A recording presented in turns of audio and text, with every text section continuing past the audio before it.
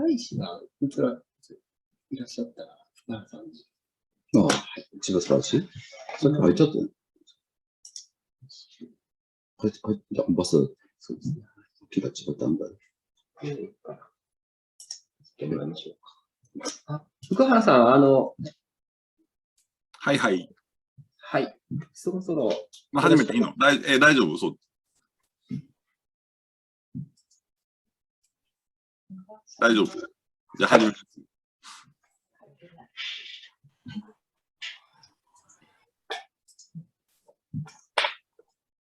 入られた。Okay. So very good afternoon, ladies and gentlemen, distinguished guests and participants. Welcome to the JASTIP Symposium 2021, entitled Co-Creating Mechanism and STI Coordination between Japan and ASEAN.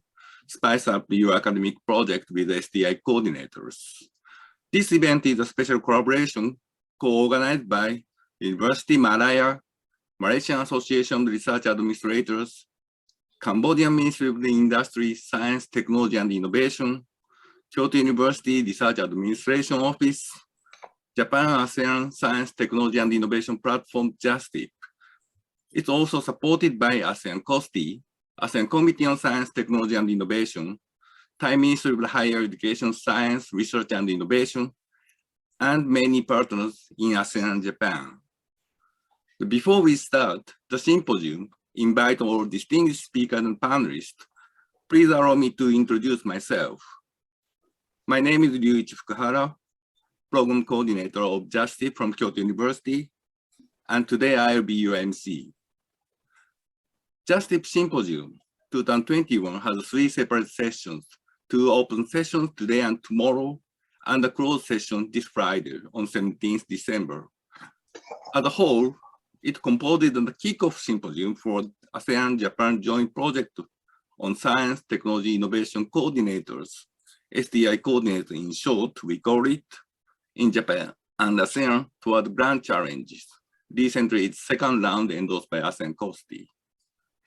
JASTIP Phase 2 started in September last year, aims at establishing a co-creative mechanism for joint scientific research.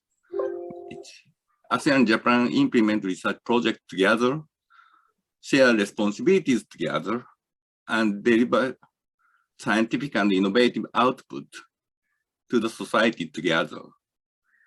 While JASTIP has been working with ASEAN and Japanese partners since 2015, we have identified missing elements to achieve such goals. One of the missing points or strengths we have to add is STI coordinators who will be responsible for observing social problems, identifying the seeds of joint research, and coordinating across the different sectors, countries, or different academic disciplines to address societal challenges. For that, we will be able to have more solid and functionable ASEAN-Japan co-creative mechanism. So in these 3 sessions from today, we will focus on STI coordinators. And today's objective is to discuss and to receive advices and recommendations on how to develop and how to strengthen a co-creative mechanism and how to foster STI coordinators, especially for the young generation coordinators, to explore a new horizon for Japan-ASEAN partnership. And furthermore, 2023, the next year, is a 15-year anniversary between ASEAN and Japan friendship.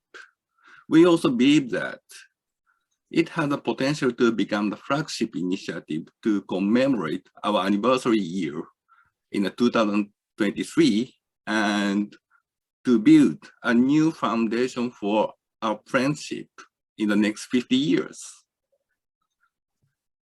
So before officially we start today's session, I'd like to ask you all panelists to turn your camera on to take several group photos. Please turn on your cameras.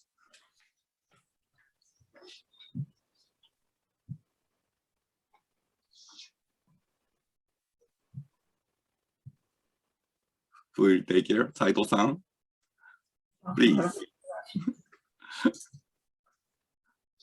Are you ready? We'll now take a photo. 1, 2, 3. Just a moment. One more. 1, 2, 3. Thank you very much. Thank you very much. All right.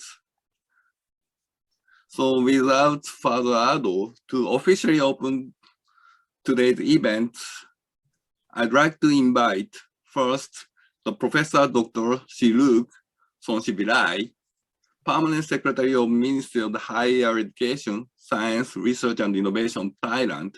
Also, he serves as chairperson of the National Thai Science, Technology and Innovation Committee of Thailand, as well as the current chair of the ASEAN COSTI, to give the opening remarks to officially start today's sessions. Professor Dr. Shiluk Sonshibilai, the floor is yours. Thank you very much. Good afternoon. Excellency, Mr. Akira Shiba, Ambassador, Mission of Japan to ASEAN. Honorable speakers, distinguished guests, ladies and gentlemen. As the chair of the ASEAN Committee on Science, Technology and Innovation, COSTI, it's my pleasure to participate in the Japan ASEAN Science, Technology and Innovation Platform, JASTIP Symposium 2021 today. Since the establishment of the ASEAN Committee, we are pursuing economic integration, social and well-being development, regional risk management, and ecosystem. The ASEAN is diverse in terms of geographical location, political, social, and economic condition, as well as historical and cultural heritage. The ASEAN is rich in diversity, with both the advantage and as well as opportunity. The ASEAN needs to manage our relationships with major powers in the balanced and constructive and transparent manners to build trust and confidence. Recently, ASEAN, as well as many other countries, is facing challenges from the COVID-19 pandemics. Our priorities aim to promote regional initiatives to strengthen healthcare systems, quick return of regional economy, and post-COVID-19 recovery in a sustainable manner. Most importantly, the ASEAN has to be more resilient and better prepared for the future.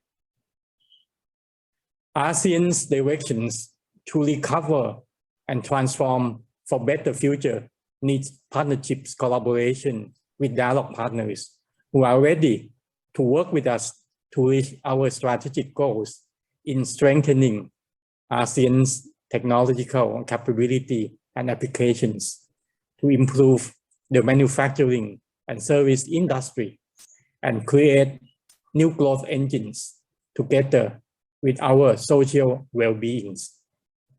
This includes development of human capacities, research, development, and innovation, and advanced technology transfer. In terms of talent development, the ASEAN established platform and mechanism to support science, technology, and innovation talents. We are working on developing high-skilled workforce for industries. For example, in biofuels and biomedical, digital technology, aviation, logistics, wellness, and medical device, agriculture, and food technology, as well as intelligent electronics. Currently, our organization, Committee on Science, Technology, and Innovation, COSTI, has established the ASEAN Talent Mobility Program since 2015, with these mechanisms to mobilize and develop scientific and technological talents to be innovative and ready for enterprise and industry. The establishment of strategic partnership platform between the ASEAN and dialogue partners, especially to JASTIP, Japan ASEAN Spice Technology and Innovation Platform, can and will help us to increase learning ecosystem for higher quality workforce and skilled talents that will drive ASEAN moving forward. Finally, on behalf of ASEAN COSTI, I would like to thank JASTIP for holding this symposium. I am certain that this workshop can come up with new initiatives and collaborations for joint research development that benefit ASEAN moving towards inclusive and sustainable growth. I wish you all success from this event. Thank you very much. ขอบคุณครับ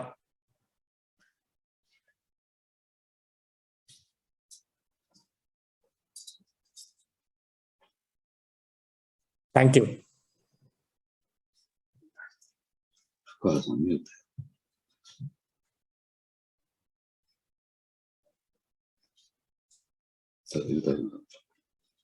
福原さん、ミュ we ート。 cannot hear you. Thank you, Professor, your concise but insightful remarks. And this event, indeed, to think of how we could more effective, productive, and collaborative to address the problems recently we're facing, like COVID-19 or post-COVID recovery, social and economic recovery in a sustainable manner we are commonly facing and will be facing for the near future. And also we hope the long-standing Thailand-Japan ties become a driver to promote more the ASEAN and Japan collaboration in the coming years. So dear participants, we have one more special guest from Japan side. Here I'd like to invite His Excellency, Mr. Akira Chiba, Ambassador of the Japanese Mission to ASEAN based in Jakarta. Your Excellency, the floor is yours.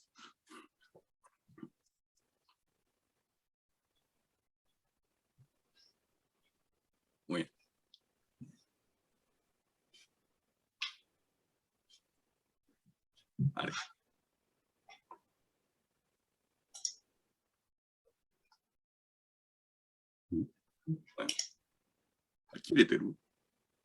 It's disconnected?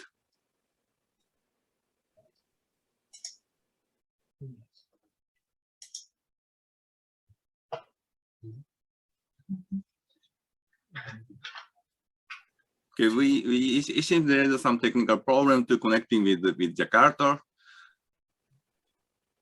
So dear all participants and the audience, before we back to the opening remarks, His Excellency Mr. Chiba, I'd like to remind that you can use chat box or Q&A box if you have any questions or comment and feedback to the panelists, our panelists.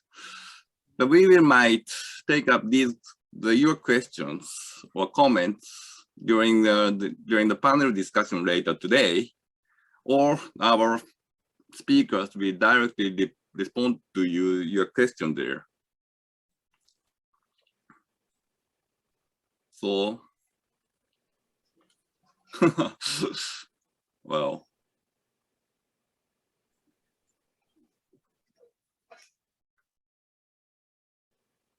Okay.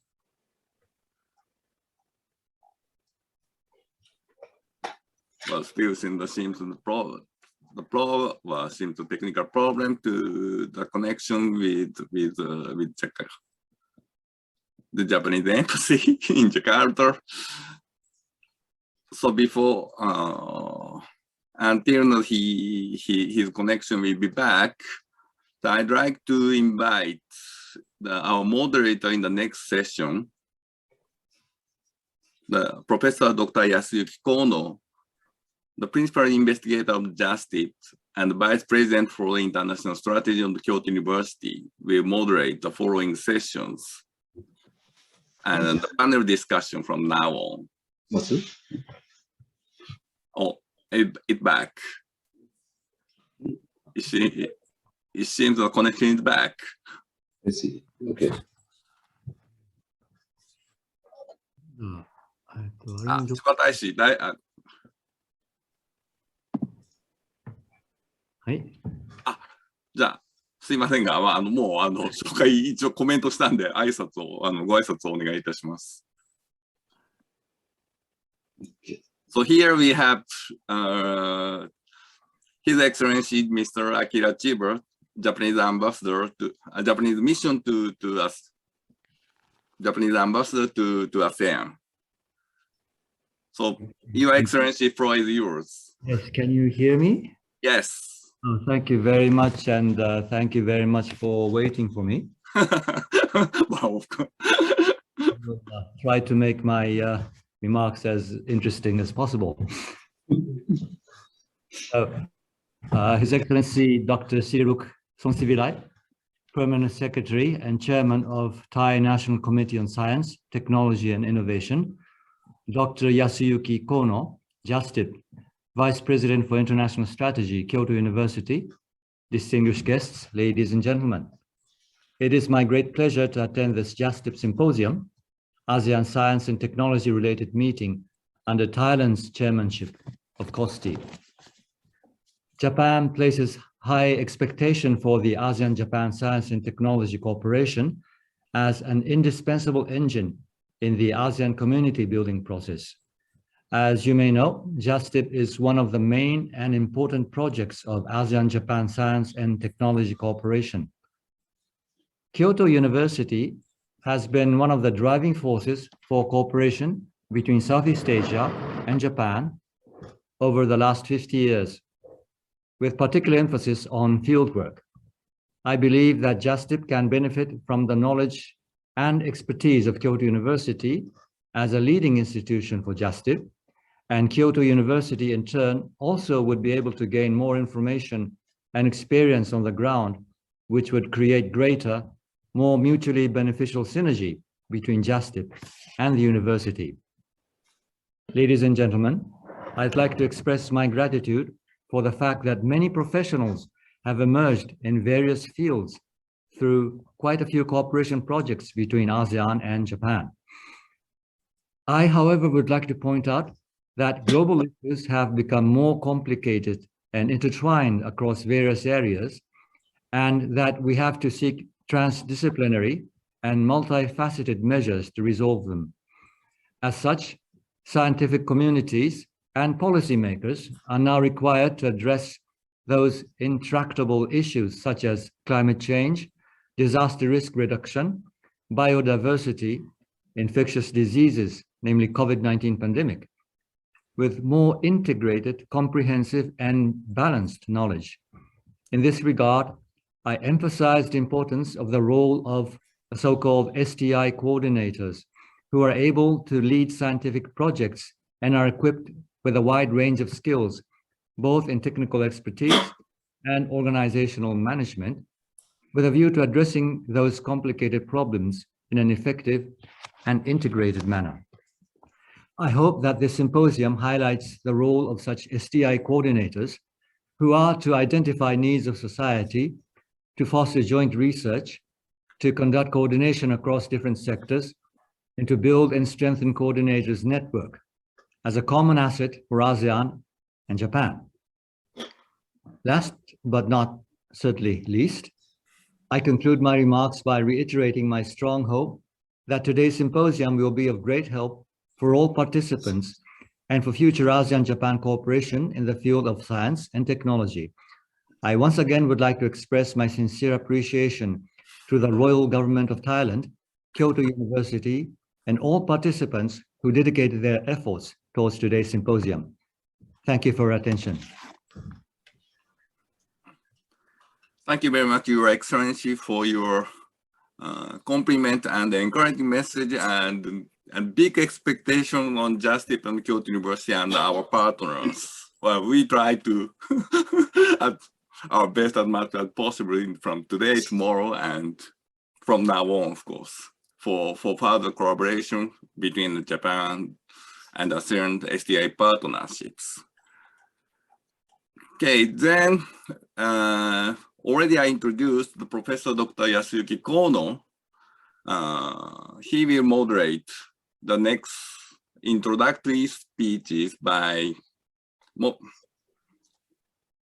panelists to give us about each situation and their own view on STI coordinators and panel discussion. So Professor Kono, please take lead from now on. Okay, thank you very much, Fukuhara-san, and nice to see you all. This is Kono speaking of Kyoto University. Today we have 2 hours more, but we should spend this time for sharing the idea and proposing new initiative for STI coordination between Japan and Kyoto. As you find that the key word is co-creative mechanism. You can find this word in the title of this symposium. We want to develop co-creating mechanism between Japan and ASEAN of STI activities. And in this aspect, we believe that we need some talent. As Professor Sriwon emphasized, we need talent, skilled talent for implement better science and technology and initiatives. So what I want to focus on is the STI coordinator. And today, there are several points we raised already. Next, please. Next, please. Okay. We have 2 hours. The major points of discussion today is that first, what are the current ASEAN-Japan collaborative researchers? What are the advantages? What are the limitations? What are the weaknesses that we have to improve? That is the first point. Second point is that how can we do it? How can we improve our collaboration? And we propose we have to foster more STI coordinators. They can play a key role in our effective, useful, fruitful collaboration between ASEAN and Japan. And how do you think about it? The third point is then, if you agree, how can we train? How can we foster such kind of talented? STI coordinator is a kind of emerging roles, emerging talent. Nobody knows how to do it, but we believe that some of you have well experienced to do similar works. So you should have some knowledge, some ideas, some experience to contribute to this point. And the final point is that what is the career of STI coordinator? Career.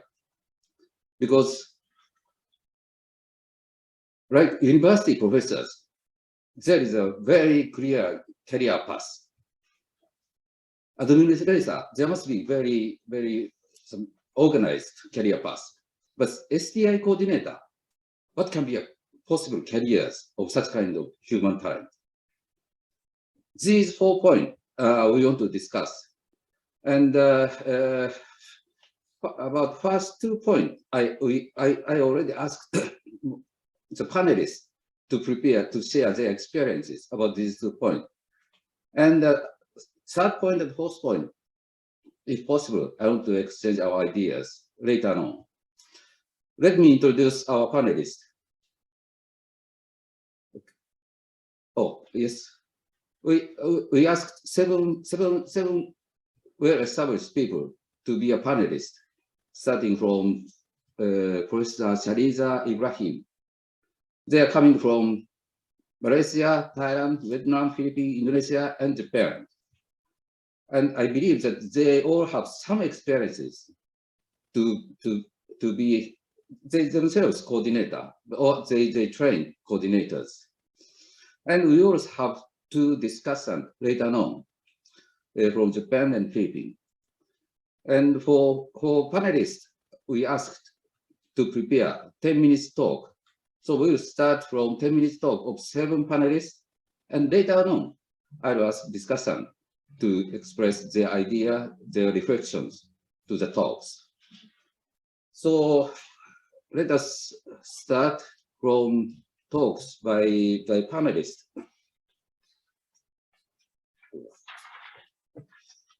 First speaker is Professor Dr. Shariza Ibrahim. She is an acting director, Institute of Research Management and Service, University of Malaya, and the president, the Malaysia Association of Research Managers and Administrators. And her aspiration as founding president is to take research management in Malaysia to a professional level. And for my RMA to be a role model in the Southeast Asian regions. And he is very much helpful to organize this conference too. So, Professor Dr. Shariza Ibrahim, please start your talk.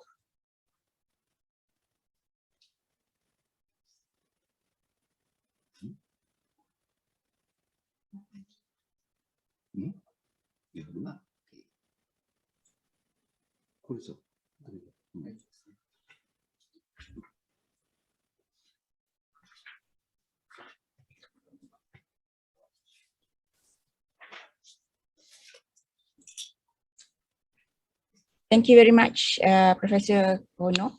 Can you see my slides? Yes. Okay. All right. Thank you for the introduction. So I am from University Malaya, and I am currently acting director of the Institute of Research Management and Services at UM, which in effect is the head of the Research Management Center. And I'm also founding president of the Malaysia Association of Research Management and Administration. And so I would like to spend these 10 minutes to introduce the initiative of the My RMA in Malaysia. Just a bit on how we started. So back a few decades ago, the Malaysian researchers started enjoying more grants from the Malaysian government. And but with the government grants, we are bound by procedures in terms of purchasing, procurement, traveling, and fieldwork whenever we want to use the grant money. So with the increase in the amount or the quantum of money that we had to manage, there is increased paperwork and related processes, and we started to hire contract staff, and also many academics like myself were seconded into the management of research, and that's how I have been in research management for some time. And then as the country's research mature, researchers were awarded more complex projects from international and private entities in addition to the government grants. And we find that there are more high-level project management that needs to be carried out, and even to some extent to understand the content of the research.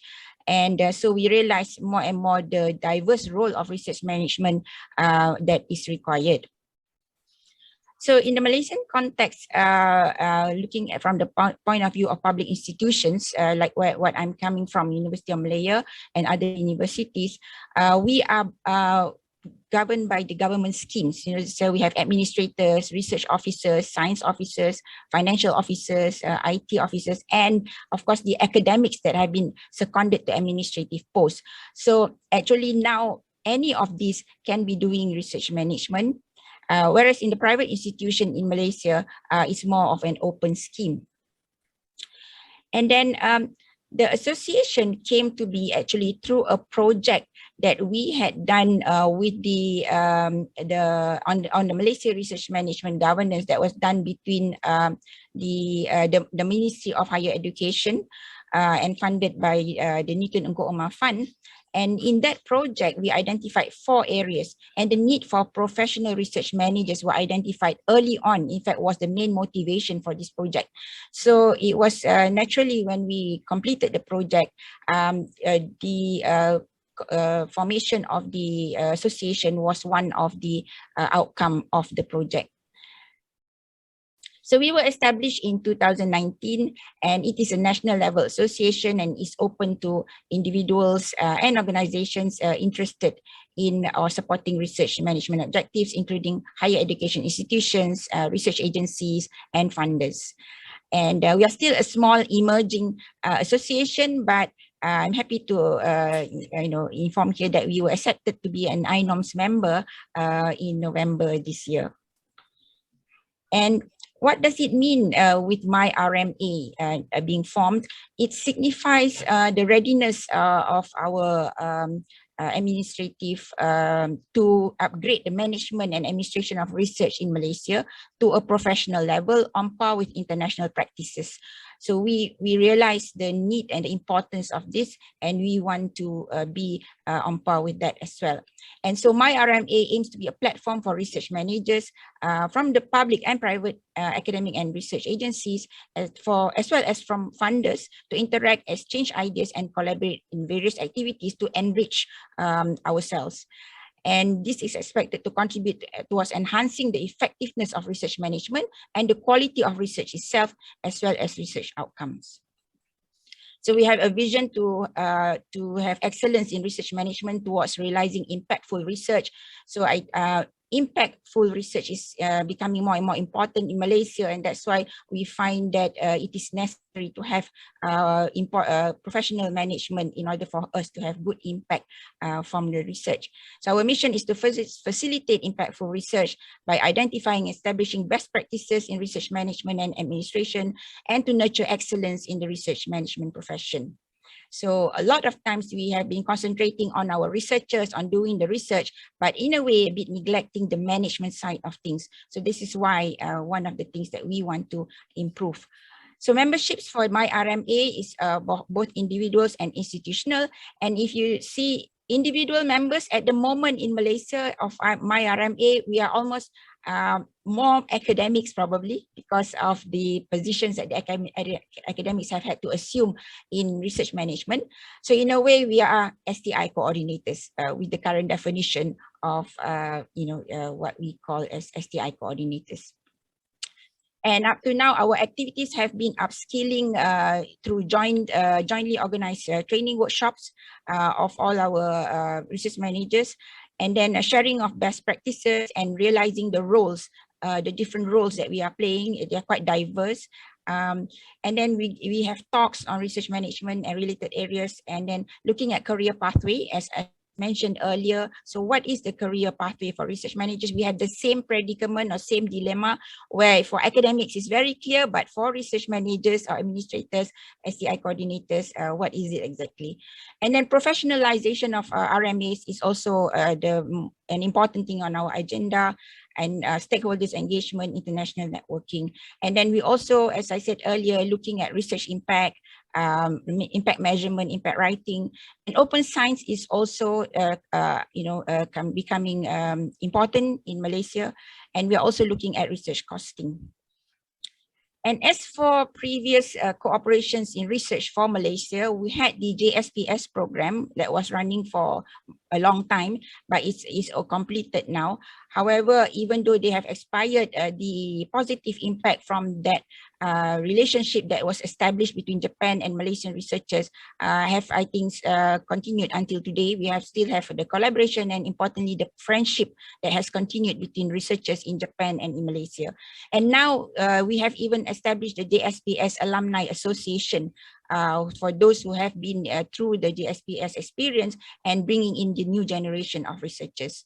We also had the Asia Core program, and now it's more on the SATREPS program. So that is actively ongoing in Malaysia, coordinated by the Ministry of Higher Education and JICA since 2011. I think we have about 7 awarded projects. And so now we are focusing more on these types of project, which is giving very good experience to our researchers. The other thing that we initiated is a journal on research management and governance, where we welcome any contribution of articles for us to give the opportunity to our research managers, STI coordinators to publish their data, because they also handle, manage a lot of data, and they are doing things, looking at the management also in a professional way. So we provide this platform for the publication of such articles. So I think with that, I would like to end my introduction here, and thank you again for the opportunity. Okay. Dr. Shaliza, thank you very much. Thank you. You introduced the development process of research managers in Malaysia, and it must be very, very big work, I think. You emphasize the importance of not simply research manager, but professional research managers. Let me briefly explain. Please briefly explain. Professional means it's a, how to say, academically professional, or administratively professional, or academically and administrative. It is combined. How should I understand professional? Yeah, thank you. Thank you for the highlighting this. Basically, we in Malaysia, as we are, okay, maybe I can explain that in Malaysia, we still have a very big difference between the different institutions. So we have the research universities, but we also have the other universities and also university colleges. In total, there are about over 100 institutions that are being audited for research performance, and the levels are vary significantly. So the people who are doing the management, sometimes they are hired on contract. They tend to be part-timers. Sometimes they are, of course, the most lowest hanging fruit are academics who are funded at the expense of their academic work. So we want to give the option of a group who would like to probably be full-time, dedicated to just management, administration, and coordination of research. And that's why we opened this option. And we are starting with perhaps doing certification processes where they can develop or progressively gain the qualification in order to raise from whatever level they are to a very advanced level of research management. So the professional refers to that group of people who are dedicated totally on research management. And it's open to, perhaps there are already researchers out there, but who wish to opt for a different career path. They do not want to do research anymore, and they want to opt for management. So this can be one group, or those with PhDs, or the current administrators who want to go more into the STI coordination, so they can get extra training, and then they can pursue a full career in that line. Okay, thank you very much. Thank you. Okay, now I'd like to invite next speaker, Mr. Hisanaga Yukihiro. He is the Director for International Cooperation, International Science and Technology Affairs Division, Science and Technology Policy Bureau, Ministry of Education, Culture, Sports, Science and Technology. After being engaged in the management of research funding in JST and research and development at Toyota Motor Corporation and NEC Corporation, actually he is one of the, I can say, supporter of JASTIP since several years ago. So now I'd like to welcome Dr. Hisanaga. Hisanaga-san, よろしくお願いします。Thank you very much, Kon Sensei. So let me begin with discussion point number 1 and talk about what has been produced and what remains to be done in the future. So Japan and ASEAN countries can build a long-term and stable close relationship in science and technology in spite of the international situation, which has been changing rapidly and dramatically. So we launched SATREX in 2008 and JASTIP in 2015 and E-Asia Joint Research Program 2012 and the Sakura Science Program and the JSPS Personal Exchanges Program. So under these international collaboration and the personal exchange program, there has been many research projects selected between Japan and ASEAN countries, which has produced a lot of excellent research outputs. And with such a good relationship, we have created not only outstanding research output, but also with wide and close human networks between Japan and ASEAN countries. And with so many outputs created so far, we launched Japan ASEAN STI for Bridging Initiative in 2018, so as to facilitate social implementation from research output into practical application involving proper stakeholders. So from now on, it's more and more important to accelerate effort for the social implementation by utilizing the outstanding research output created so far. So let me move on to the discussion point number 2. So one of the issues about the social implementation by utilizing research output is that there are not so many, not enough STI coordinators who have capability to bridge between academia and industries. So therefore, we think it is important for both Japan and ASEAN countries to cultivate and nurture STI coordinators by some way or other. For example, the joint human resource development of STI coordinator. So next, let me make some comment on the 2 or 3 skills required for the STI coordinators. So in order to support and promote bridging academia and industry, STI coordinator have to take an interdisciplinary approach and have a broad perspective over all the related research areas.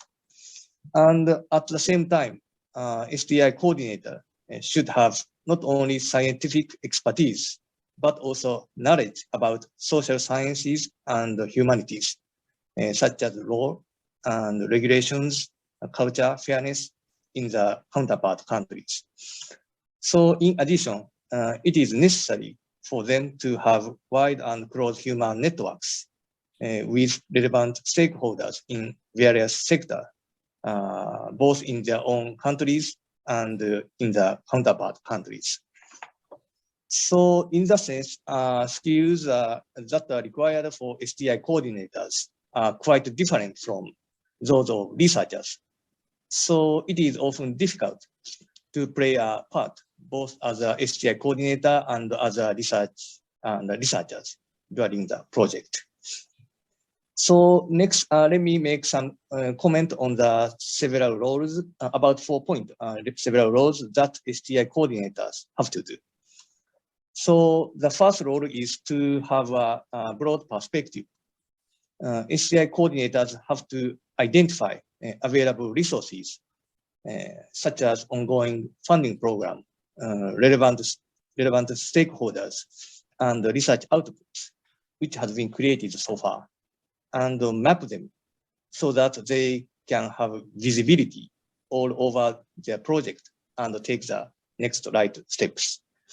So the second is to understand the social need. STI coordinators have to identify the social issues and needs in the counterpart countries and share them with relevant stakeholders prior to the start of the research project. And the third is the matching between academia and industry. STI coordinator try to find appropriate counterpart private companies, government organization, and local government.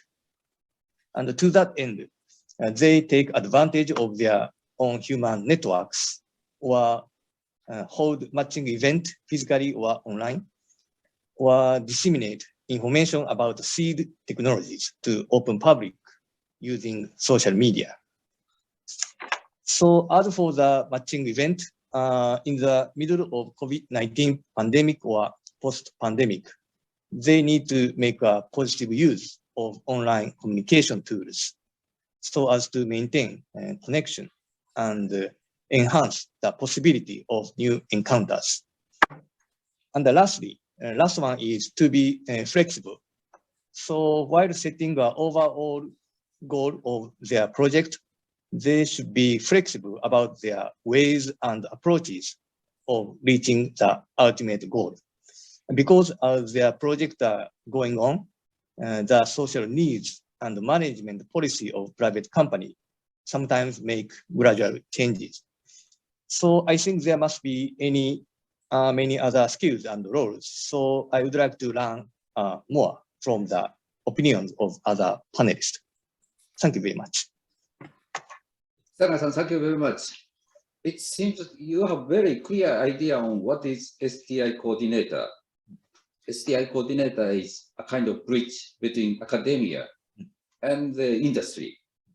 So STI coordinator recognizes the needs of society and the available resources and the matchmaking and promote a kind of research for society. It's a very clear picture, I think.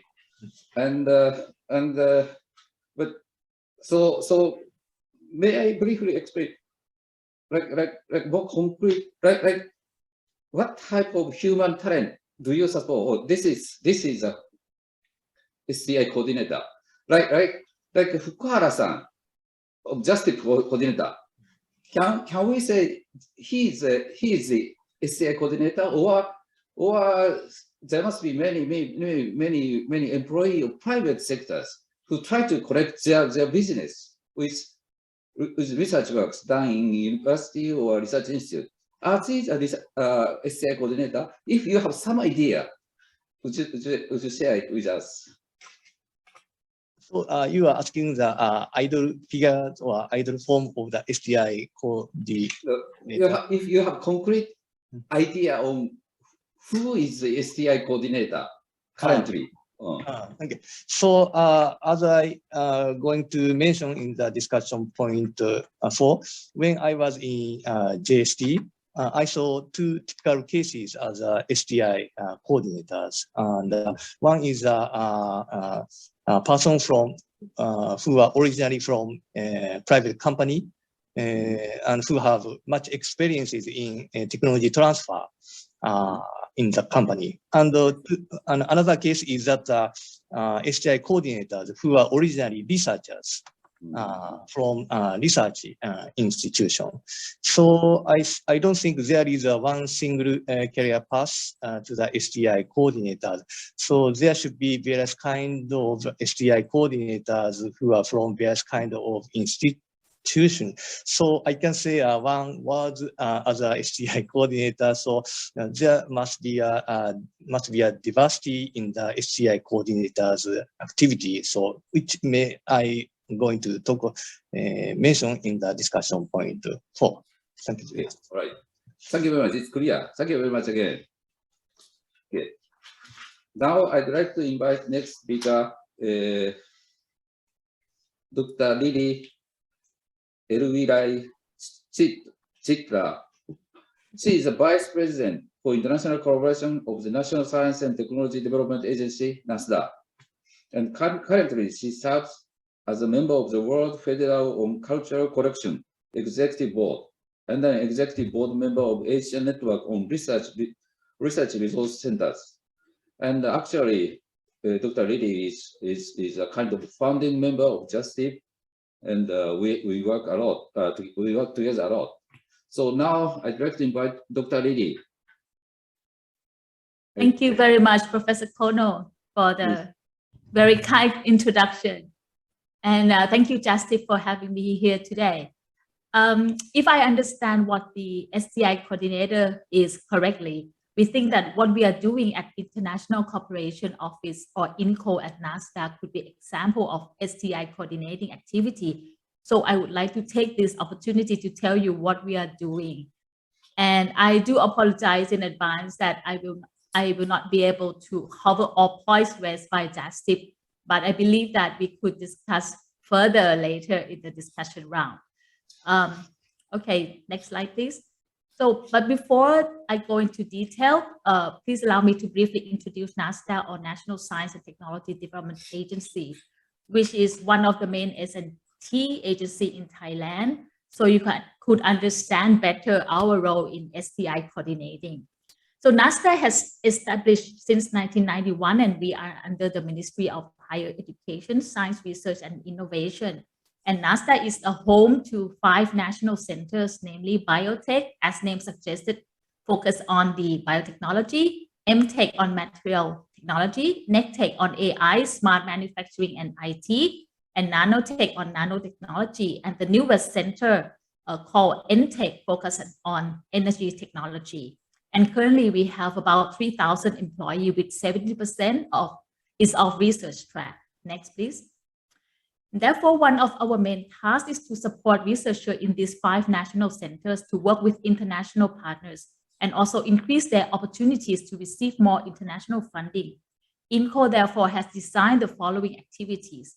Firstly, setting up the Research Support Office or ISO to facilitate our researchers to easily access to international funds.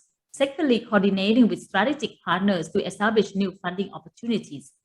Thirdly, strengthening research collaboration through several mechanisms, including joint funding program. And lastly, initiating networks and also actively participating in the strategic networks to increase visibility of NASDA and Thailand. Next.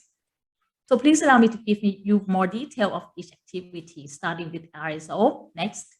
This is a virtual office to support researchers by providing pre- and post-award support and some related training. Mainly, we provide grant information from our global partners, and we do that via internal announcement, newsletter, and NASA database. We also arrange workshops to support researchers in several aspects. For example, proposal writing, tips and tricks, as well as matchmaking with international research organizations, including several, including Kyoto University, obviously. To achieve this, we have to actively interact and connect with several organizations, including embassies, funding agencies, as well as international research institutes globally. We also extend our service to all Thai researchers in university and other research institutes. Next, please. Here is the webpage that NASDA researchers could access to seek the information on funding opportunities and workshops. And they can also arrange to discuss with experts to help them with their paper or proposal writing and proposal submission to specific international funding agency. Next, please. We also provide monthly newsletter featuring news, funding opportunities, and event info sent to all partners, including researchers in university, research institute, and R&D companies in Thailand. Next, please. Next. NASDA used to be one of the funding. Next, please. One of the funding agency in Thailand. And in the past, we partner with several international funding agencies to operate the joint research funding program, for example, Newton Fund UK and eAsia. But now the role of NASDA has recently shifted and we are not funding agency anymore. Next. With our role change, it would be disadvantage for Thai researchers if we could not continue this international program. Therefore, NASDA teamed up with PMUB, one of the main funding agencies in Thailand, to make sure that these global partnership programs remain available for Thai researchers. And NASDA played roles as a coordinator to facilitate PMUB in setting up new joint funding programs with international partners. And this increases more opportunity for Thai researchers to work with international partners. Next, please. So we believe that it is necessary to have suitable mechanism for our researchers to interact and collaborate with international partners. Mechanism could be either joint research program and mobility program. Next. Here is one of the examples to strengthen the collaboration with CAS, Chinese Academy of Science. We discuss and agree with CAS to establish the joint research program that NASDA supports the funding to our researchers, while CAS will support theirs. Currently, we have now operated 3 calls since 2019, focusing on our mutual interests, for example, life science, material science, and IT, as shown here. Next, please. We also need to initiate networks and actively participate in the strategic network to increase visibility of NASDA and Thailand. Next. For example, this is the high-level event we organized with the EU delegation in Thailand to promote NASDA, EECI, and BCG concept, as well as to show our interest in participating in the Horizon Europe. Next, please. To promote the collaboration in ASEAN on BCG, which is our newest national agenda on biocircular and green economy, we also propose the establishment of ASEAN Network on BCG. And this is a great platform to exchange knowledge and best practices to drive the sustainable development goal in ASEAN, and also align with the PASTI or ASEAN Plan of Action on STI. And currently, it has been endorsed by COSTI or Committee on Science and Technology Innovation, and also interministerial level. And it will be officially launched in January 2022. Next, please. And in 2022, Thailand will also host APEC meeting, which is the Asia Pacific Economic Cooperation. Currently, there are 21 country members and focusing on trade and investment and technical cooperation. And APEC will definitely be another great platform to promote collaboration in the area of the UN SDG and BCG.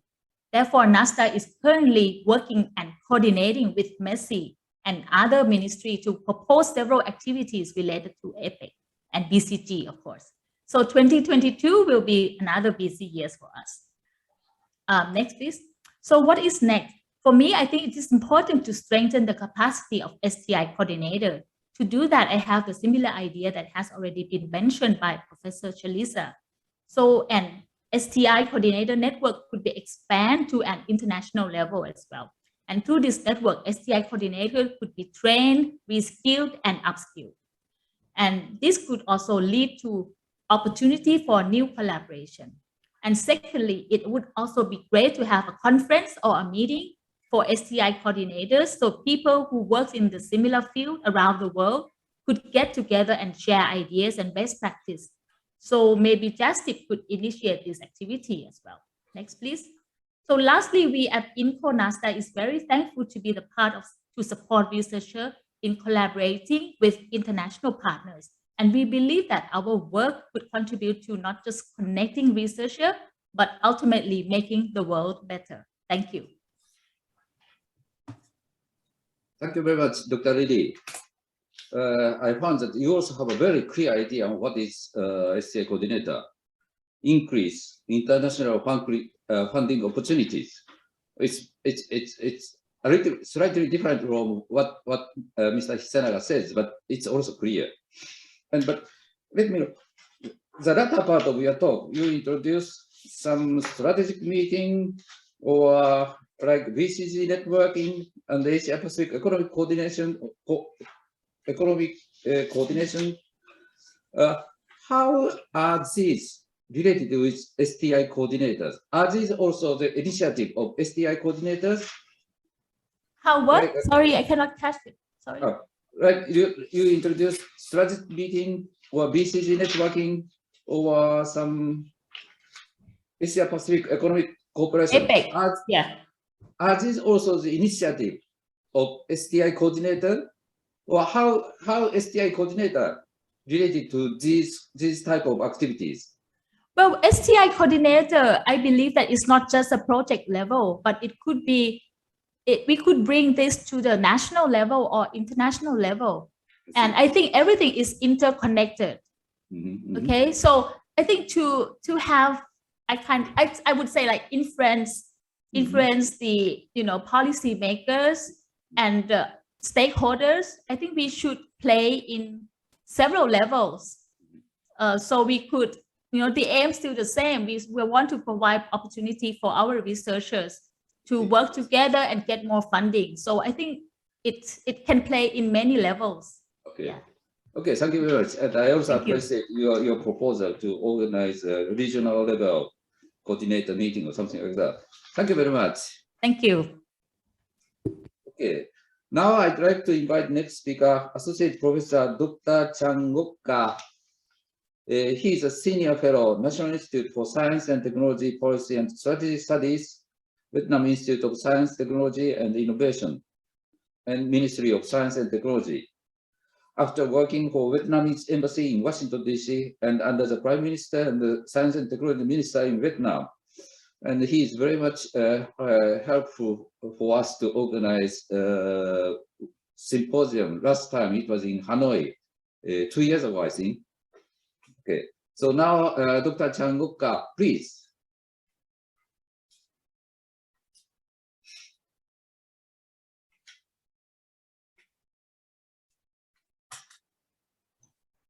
I just would like to share my PowerPoint. Yes. Yes, we can see it. Can you see that? Yes. Okay. I don't think that in 10 minutes that we allocate to talk, it would be enough time to talk into the whole context of research and research management in every country. So rather doing that, I would focus on only 3 questions. Next, please.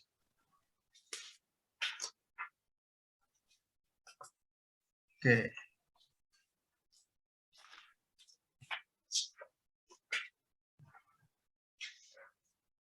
All right, can you see the slide?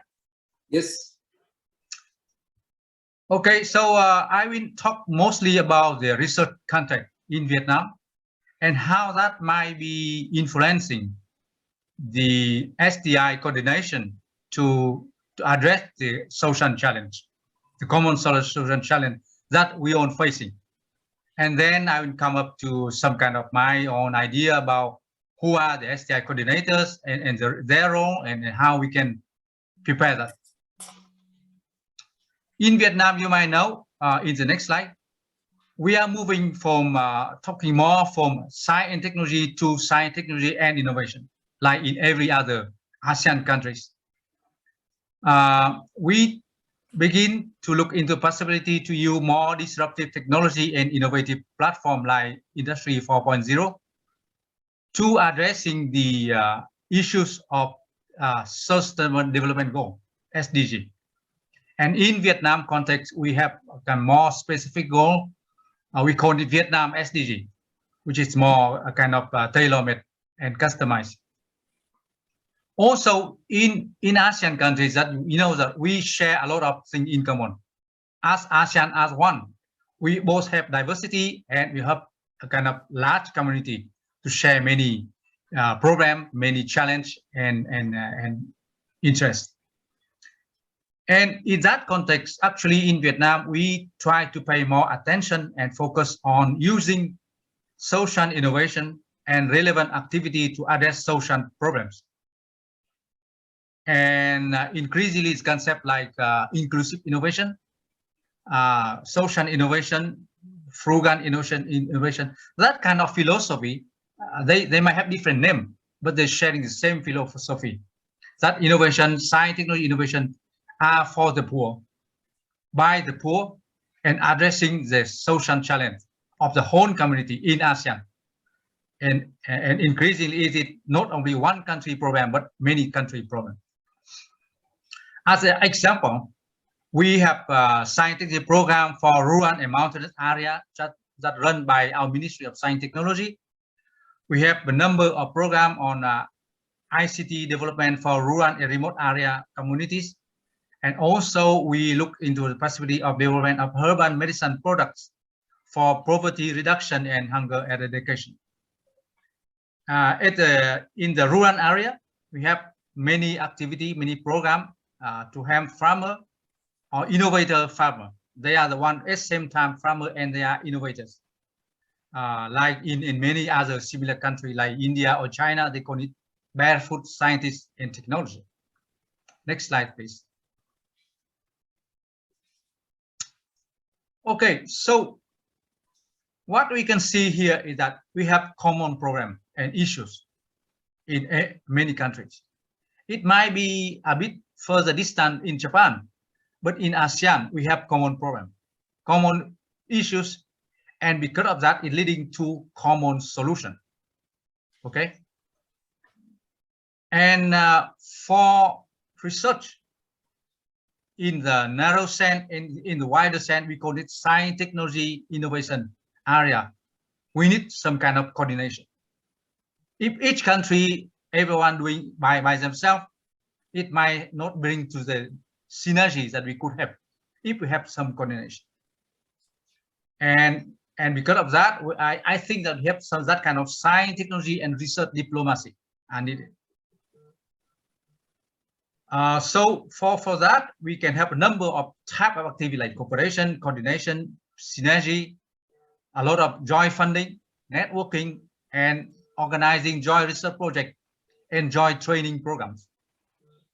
Some examples that we did in the past. For example, with Japan, we collaborating with GRIPS, Graduate Research Institute for Policy Study in Tokyo, on exploring different kind of possibility of joint training research on STI policy and inclusive innovation. In the past, we collaborate with NISTEP, one of the key think tank in Japan, working on science, technology, policy.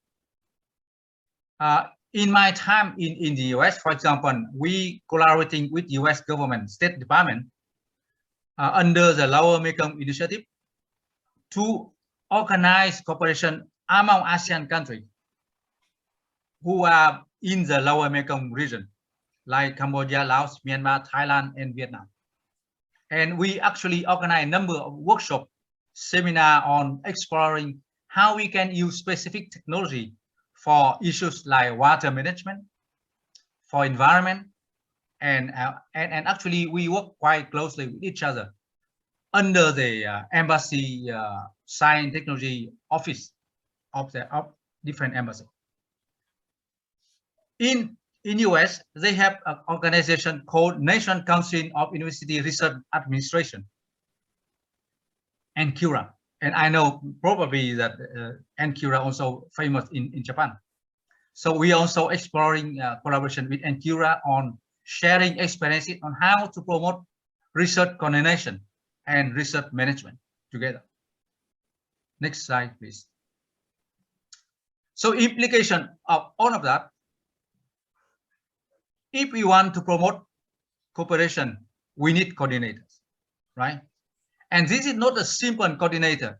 It is nothing to do with just sending fax, email, answer the phone call.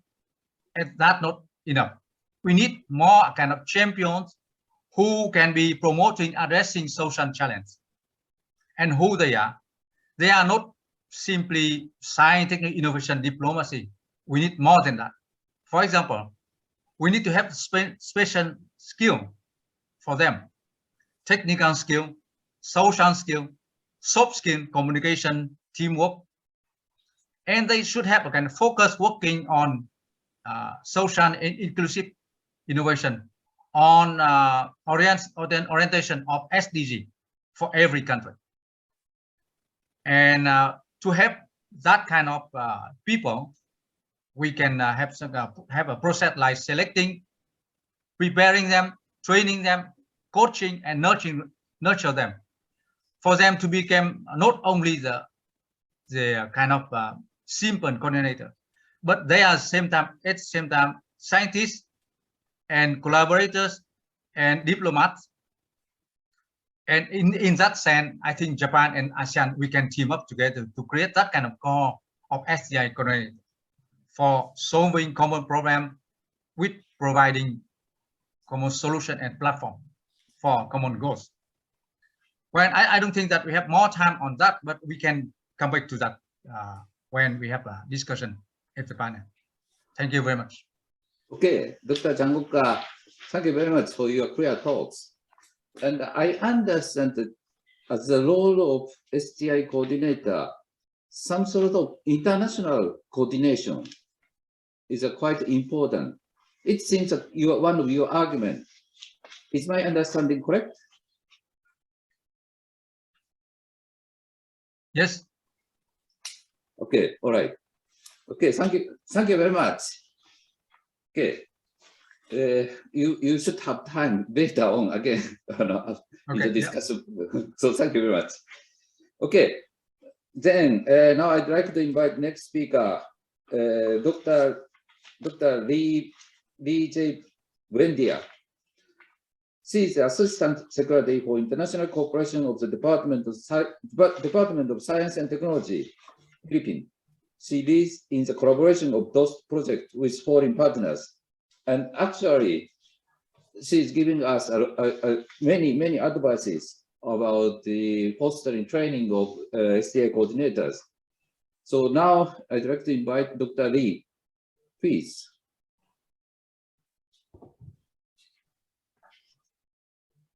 Thank you very much. I'll just share my screen. Yes.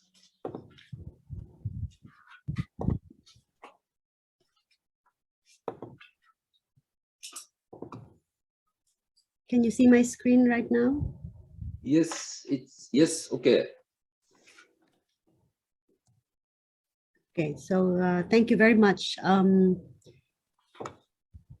Good afternoon and good evening to everybody. For those participants in JASTIP and for this 2021 symposium.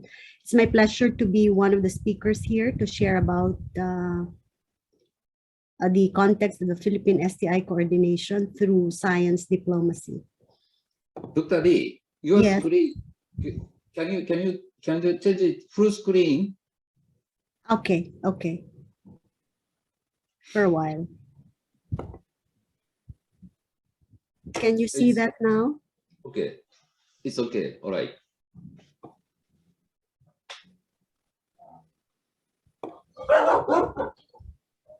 Okay, so in the Philippine Development Plan,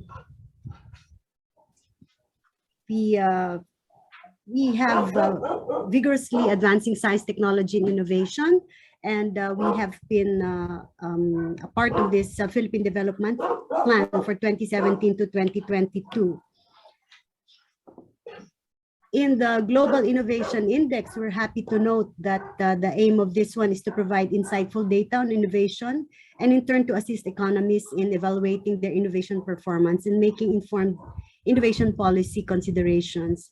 In the Philippines, you will note that in 2014, we were 100 out of 132 countries in the GII. And in the last 6 years, I'm sorry about that. In the last 6 years, we jumped to 50 in 2020. So this is a big jump, and this is a continuous climb in the GII rankings. And in the Philippines, there were 7 pillars of GII: knowledge and technology outputs, we were 26, business sophistication, 29, creative outputs, 57, infrastructure, 63, market sophistication, 86, human capital and research, 86, and institutions, 91. So this is one of the measures that we hope that we could still improve in the coming years. So the Philippines is second also, a top overperforming country in Frontier Technologies Readiness Index. In the Technology and Innovation Report 2021 issued by UNCTAD and published by the United Nations, the Philippines ranked second to India in the list of overperforming countries in Frontier Technologies Readiness Index. So the report assessed the readiness of 158 countries in total. So DOST and STII, we have, and in STI agenda are the following.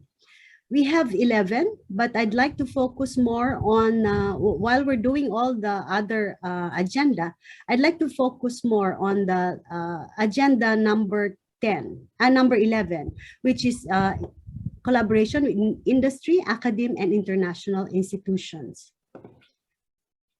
In pursuing this one, we had to come up with a framework of strengthening international cooperation in science, technology, and innovation, whereby we at the department would like to contribute to global issues and creating inclusive innovation. Our objective is paving the way for opportunities in STI through an enhanced bilateral and multilateral collaboration in science technology collaboration. Currently, we have a lot of multilateral linkages. However, we focused on 20 priority bilateral partners and multilateral partners. This is in preparation for all the investments that we will put forward when we collaborate with other partners. Since collaboration means also investments, so we have to limit our collaboration to 20 bilateral and multilateral linkages. This is also we have come up with 20 bilateral partners, considering several criteria, such as the pronouncements of the international policy of the administration. It is also where we have provided a contributory factor of finances to the bilateral partner, and many other factors that were taken into consideration before coming up with the bilateral partnership. In terms of capacity building activities, we have our graduate and S&T scholarship programs. We wanted to actually put in a lot of human resource development, so that we believe that through science technology scholarships, our human resources will help us in pursuing coordinationships and even STI coordinators in the future. We have both for graduate and undergraduate programs, but I'll focus on the graduate programs. We have the Accelerated Science Technology Human Resource Development Program. We have the Capacity Building Program in Science and Mathematics Education. We have Engineering Research and Development for Technology. We also have Newton-Agham Scholarship, Philippines France Lost Scholarship, University Trieste and Fondazione Italiana Fegato, University of Alberta Graduate Scholarship, Mecoteco Sandwich Programs, Rosatom Scholarship, the MS PhD Scholarship Program, and a special one on ASEAN Scholarship. We thought that to be inclusive, we have to also assist our ASEAN partners in providing human resource development to their respective scientists.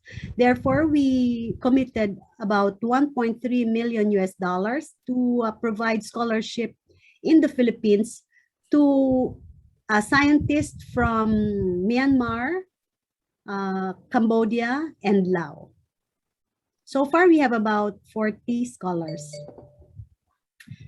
For the brain gain initiatives, we thought that we should counter the brain drain initiatives, and therefore we have to do something about brain gain initiatives. One of this is the Philippinovation. This is a national strategy that provides a framework for collaboration among government agencies, the academic institutions, industry, and civil societies. And this is an interaction of these stakeholders which created and transferred knowledge that has enabled new products and business models to catalyze economic transformation and development. We also have the program of what we call the Balik Scientist Program. This has been passed into law, and so far, the Balik Scientist Program, the total number is about 555 since 1975. And from 2007 to 2020, the Balik Scientist country of origins are usually from Asia, from Europe, from North America, from Australia, and from Africa. For 2007 to 2020, the number of scientists, both repatriated and non-repatriated Balik scientists, have totaled to about 60. Yeah. STI coordination through science diplomacy. We have a lot of learnings from the pandemic, and one of them is the vaccine development and local manufacturing. We do not have our vaccine development and local manufacturing in the Philippines, and therefore, this pandemic has brought us to the realization that we wanted to have one in the Philippines to be self-sufficient. So far, we have 35 partners, both bilateral and multilateral, from about 13 countries who have assisted us and have collaborated on COVID-19 vaccine development. We have developed also our short, medium, and long-term plan for our vaccine development and manufacturing. I'll not belabor on this one, but you will note that a lot of them is towards the implementation and operationalization of a vaccine, of a virology vaccine, and Vaccine and Virology Institute of the Philippines. We have proposed to establish a Virology and Vaccine Science and Technology Institute of the Philippines to be able to be self-sufficient in vaccine. So far, we have also launched international partnership, a book launch for international partnerships for cooperation. This is to showcase the DOST's commitment for partnering for change by chronicling the author's years of engagement with global leaders. So we had a book launch. You can view it via Facebook, and you can download the e-copy of this book through Science for Cooperation through this link. We have documented our journey towards international partnership for innovation. We have also an EU-ASEAN Green Tech and Innovation mapping, and this is one of the projects that we are rolling out technology transfer of technologies for plastic waste and even for COVID-19. Together with us here is Vietnam for sustainable manufacturing, and also all the other AMS who have contributed to our six-monthly webinar series. And of course, the EU has been pivotal in transferring or negotiating with the transfer of possible technologies for the Philippines and the other AMS to benefit from. And one of this is the low-cost ventilation system for classrooms, which we are currently piloting in the Philippines. And we also conducted the ASEAN Summit for 2021 for ASEAN Next. This is an ASEAN Summit on spin-off technologies, whereby we invited all ASEAN member states to participate, and even the private sector partners to come up with a pitch for their spin-off technologies. And we have a B2B and a B2G room for those who are interested to discuss more about the technology. And we were graced by the Philippine president to deliver the keynote, and also the Secretary General of the ASEAN. So that's my presentation. And however, I'd like to inform you that as early as 1993, there was a Philippine Association of Research Managers in the agriculture sector. However, this was still limited to the agriculture sector. We hope that this could also be transformed into a multi-sectoral association, but nonetheless, we have started one. Thank you very much. Okay, Dr. Lee, thank you very much. We understand that you have very comprehensive schemes to foster and train and utilize STA coordinator. And there must be some questions, but it's better to save the time. It's better to move to the next speaker. Thank you very much again. Okay. Next speaker is Miss Mira Kenkana. She's an acting head of Bureau for Legal and Cooperation, National Research and Innovation Agency, BRIN, the Republic of Indonesia. After serving several positions in international cooperation, legal and public relations at Indonesia Institute of Science. I heard that she's also working with us in JASTIP. JASTIP, yes. Now it's your turn, Miss Mira. Thank you. Thank you, Prof. Yoshiyuki Kono, for the time. Let me share the screen. Okay, can you see my screen, and does my voice clear enough? Yes. Yes, thank you. So good afternoon, Excellencies and everyone. Thank you for having me to be one of the speaker for sharing the Indonesian experience, or maybe Indonesian point of view on how we could increase the role of the STI coordination, not only between Japan and ASEAN as well as also to other countries. So before I started to talking about the STI coordinator, allow me to introduce our newly agency in Indonesia, because before, as you may know, Professor Kono already stated that we work together under LIPI. Yeah? So, and then I think it is a good opportunity for us to also introduce the new agency. So Ministry of Research and Technology before now is already merging, yeah, with other non-ministerial agency. You can see LAPAN, LIPI, BPPT, and Batan under National Research and Investment Agency since April 2008. Through April 2021, the chairman was appointed by the president. And also, BRIN is a special governmental body direct under the president. It is not a ministry, nor not ministerial government institution, it's a super body. And we are integrating all human infrastructure and budget, resources, more than 48 governmental institutions across ministry and institute.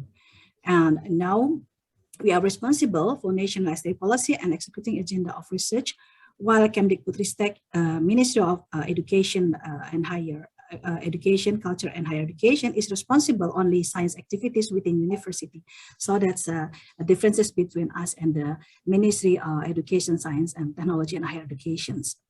And the driving regulation behind the initiation of the STI of BRINs, they are under the research and innovations platforms. We have a degree concerning talent management of research infrastructures, primary scientific data represent, and also endowment funds and others regulation that become the driving regulations.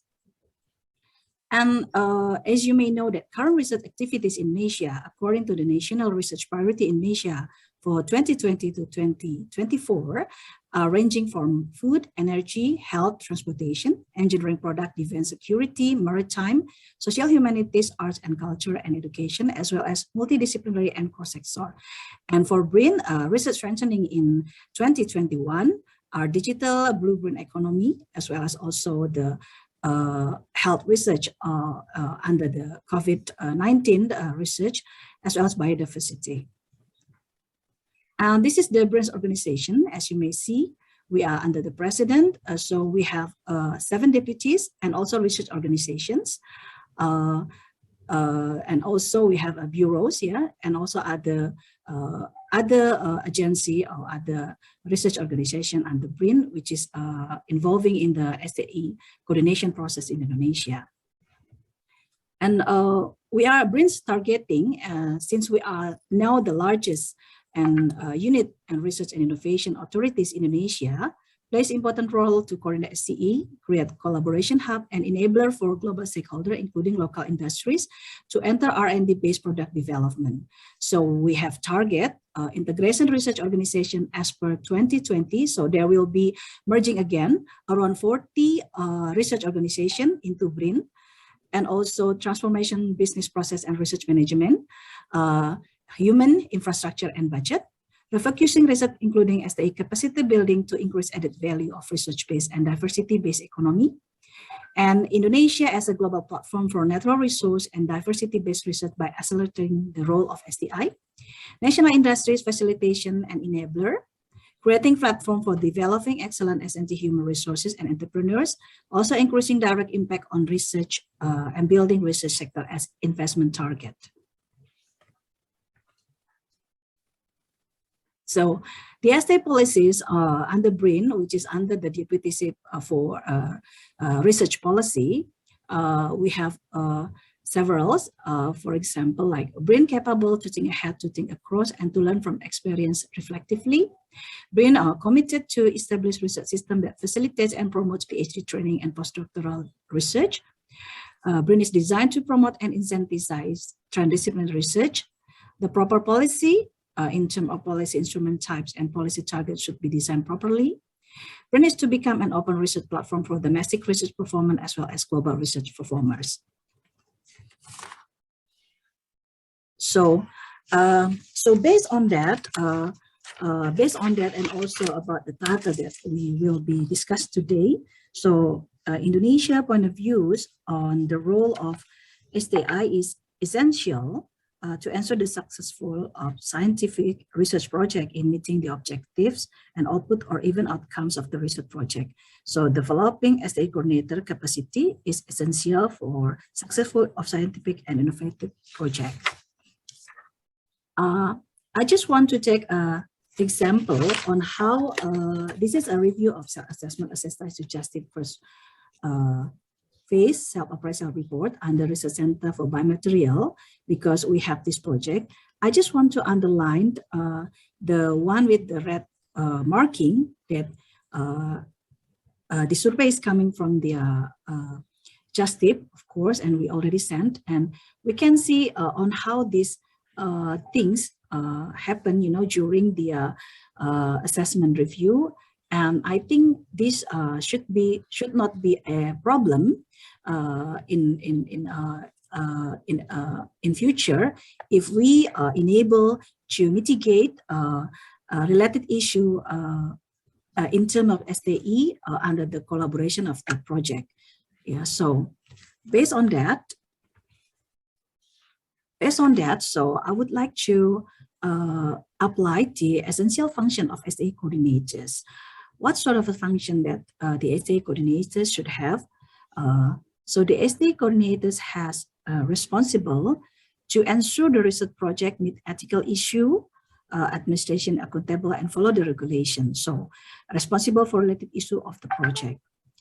The STI coordinators also need to communicate with funding agency, to convince them to invest, for example, in the project, or communicate with senior officers on how they could influence policy based on their research finding, or to invite other experts that could support the project, and also to communicate with other sectors.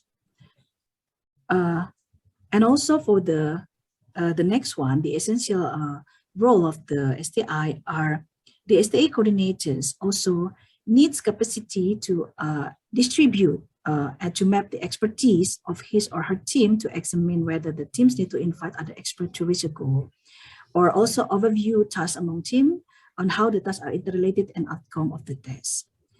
The STI coordinator also, through the cooperative research project, they also could use funding or in scientific network to support young researcher, for example, upgrading their research capacity under several programs or international research training. So there are sort of the essential functions of the science STI coordinators that needed. And what sort of this, what sort of the skills and ability that should be have by the STI coordinators? So based on review of international research project between Indonesian Public Research Institute and its international partners, the scientific capacity, leadership, and scientific network of Indonesian STI coordinators or the principal researcher are attractive for international project to invest in the project and also determine the successful rate of the project. So they are more or less the skills and ability that should be equipped or to be have for the STI coordinators. And for the next one, the cultivating STI coordinators. How to cultivate STI coordinators in organizations? We can do several programs. I think our colleague from Philippines and Malaysia and others already stated the importance of public speaking, science communication, science diplomacy, leadership, managerial skills, and also critical thinking and problem solving to be equipped with the STI coordinators. And for the ASEAN-Japan cooperation, I believe that ASEAN-Japan could execute any program to cultivate STI coordinators by implements capacity building program that train a person to become STI coordinators in order to understand the common practice in Asian member states or Japan or other countries to improve and to achieve the effectiveness with regard to his role or competencies. And also, who are they, the STI coordinators? So based on our experience, the STI coordinators could be researchers, science officer, academician, governmental official, others, or potential professional. So this is an example that under BRIN, we have the Deputy for Research and Innovation Policy, which it has tasked to carry out the formulation and determination of policy in the field of research and innovation. For science and technology, also making the roadmaps, development and study, as well invention and innovation. So this is a very good, career development for STI. For example, in BRIN, to have their career path under these deputyships. So they could be nurtured, to manage not the substance of the research, but also to manage the management of the research at the level of corporate level. And sorry, I would like to also inform you about the BRIN research management model of research program. Sorry, under activities under research organization for social science and humanities for 2020 to 2024.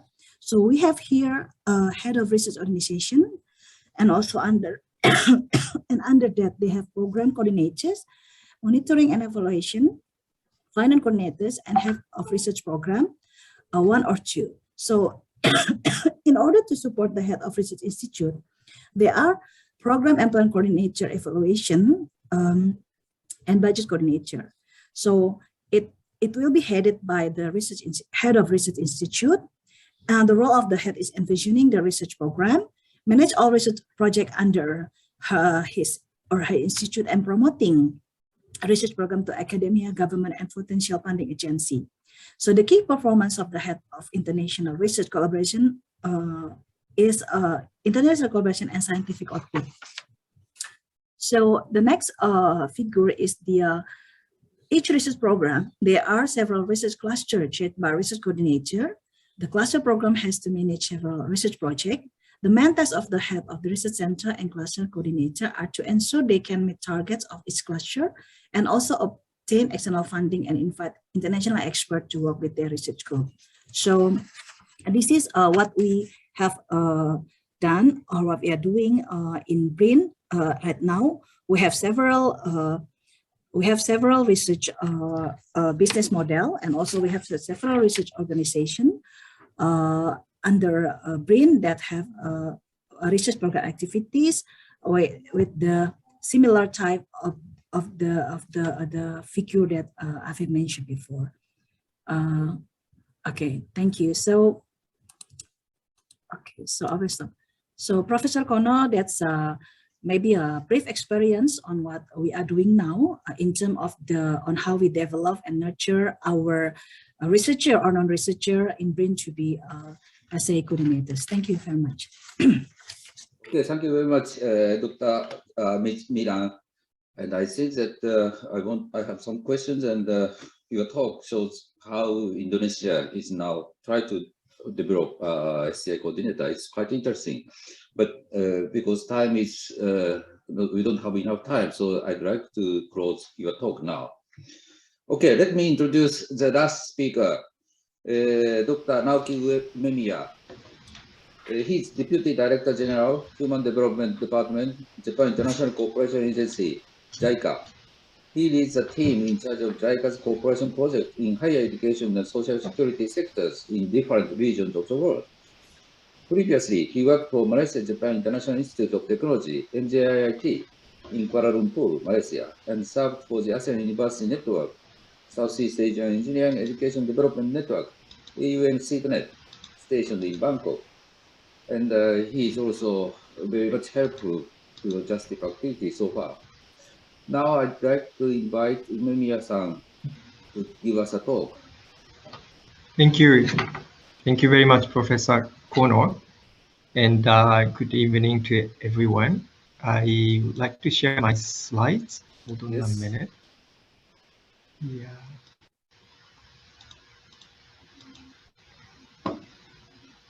Right, hope you can see it now. Yes. Right. Okay, so my name is Umemiya. I work for the Japan International Cooperation Agency, or JICA in short. It's a governmental agency for official development assistance of the Japanese government. And I would like to thank the organizer for giving me this opportunity to share some experiences of JICA's STI Higher Education Cooperation for creating multilateral collaboration mechanism. Outline of my presentation, I'll first talk about an overview of JICA's activities in STI Higher Education. Then I'll pick up and talk about a case of multilateral co-creative mechanism for joint research, which is the ASEAN-Japan Inter-University Network called SIDNet. I won't be able to cover all the discussion points within the limited time. I may have to leave some of them to the discussion. But anyway, let me start with the overview of JICA's STI Higher Education Cooperation. There are two types of cooperation. Type A is this technical and financial cooperation to strengthen leading universities in the region. And we have extended our support to many different leading universities in Southeast Asian region. And some of them are shown in the slide here. And then the next type of cooperation is this SATREPS program, which was also mentioned by Professor Shaliza, UM. It's a program to promote international joint research on global issues, jointly run by JST and JICA. And we have supported a number of joint research projects between ASEAN and Japan. And this is just an example. It's a project on development of low carbon society for Asian regions, which is led by Kyoto University and University Technology Malaysia. And the primary objective of JICA's cooperation is to help strengthening education and research capacity of our partner universities. But at the same time, we always have our projects have components on university networking and international joint programs, as it is now necessary for any university to promote linkage with universities in other countries or industrial sector along with this globalization, and as issues are crossing borders nowadays. Now, this is the second part of my presentation. It's a case of the Inter-University Network project. It's called SIDNet.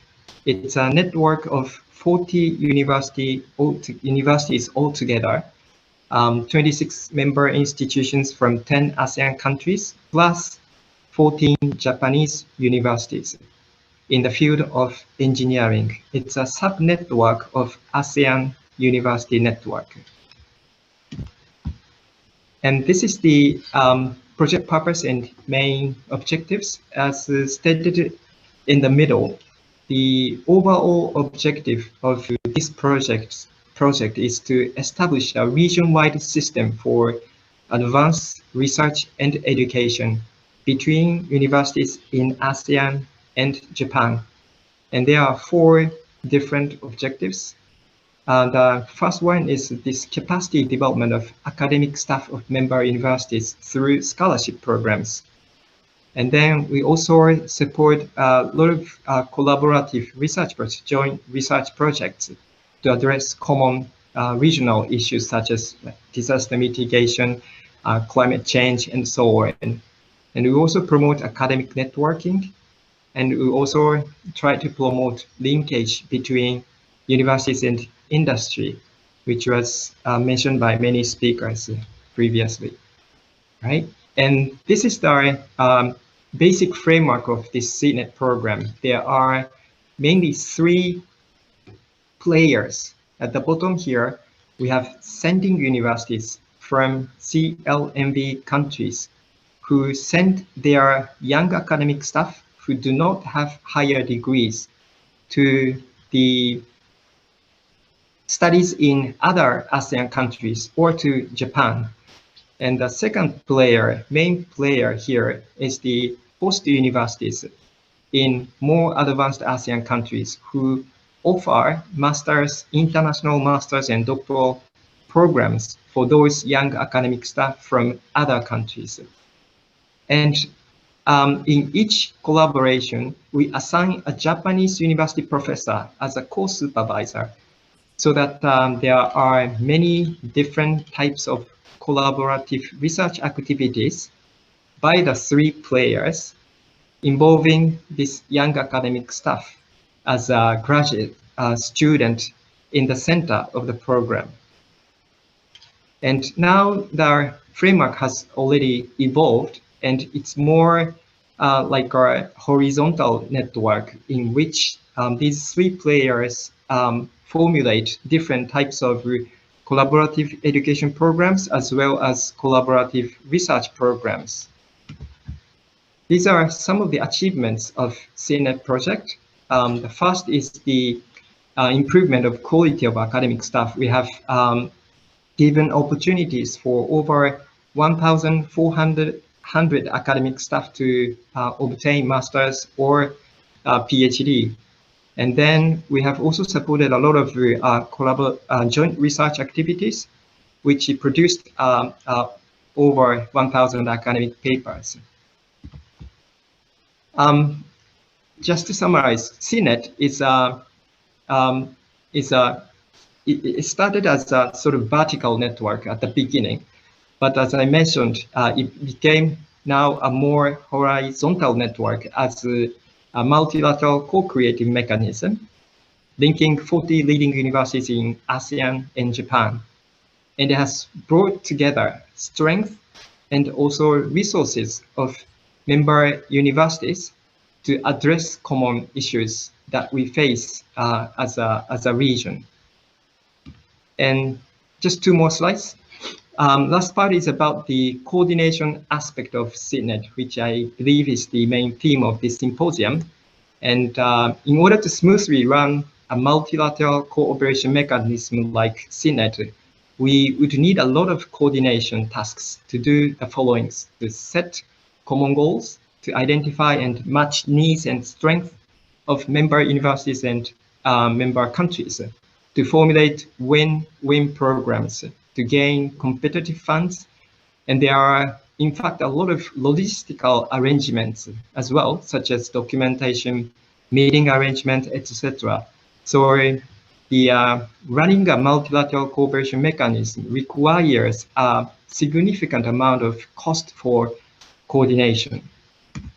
And this big amount of coordination has been shared by different stakeholders for the moment. The first player is the Secretariat office in Bangkok. It's the main player for this coordination. The office has 17 Japanese and Thai staff altogether. And JICA headquarters and ASEAN country offices are also involved in the coordination. And of course, we have focal point at each member university, who may be an academic staff or an administrative staff or both. And then, of course, we have players, research implementers or educators at each university who are academic staff. And future direction, we would need to strengthen coordination function of the member universities. We would expect that member universities can also cover the tasks which are now being borne by the Secretariat office in Bangkok. And in that endeavor in the coming years, I believe some human resources like STI coordinators can play important roles. And I would like to just emphasize that coordination does cost, but it's worth investing, and it should be shared by the stakeholders jointly. So that's the end of my presentation, and thank you very much for your attention. Thank you very much, Dr. Umemiya. Your argument that the coordination is not free of charge, but it costs. But it's quite important for effective, useful collaboration among international institutions, universities. And thank you very much again. Now 7 panelists give us a talk. And I want to, before the discussions, I want to take 10 minutes break. Okay? 10 minutes break, いいですか? So we'll resume this panel at 5 p.m. Japanese. So in Thailand, Indonesia, it is 3 p.m. In Vietnam, also 3. Philippine, I don't know. But anyway, 10 minutes break now. Thank you very much. Take a rest. これ、僕のミュートにしてもいい?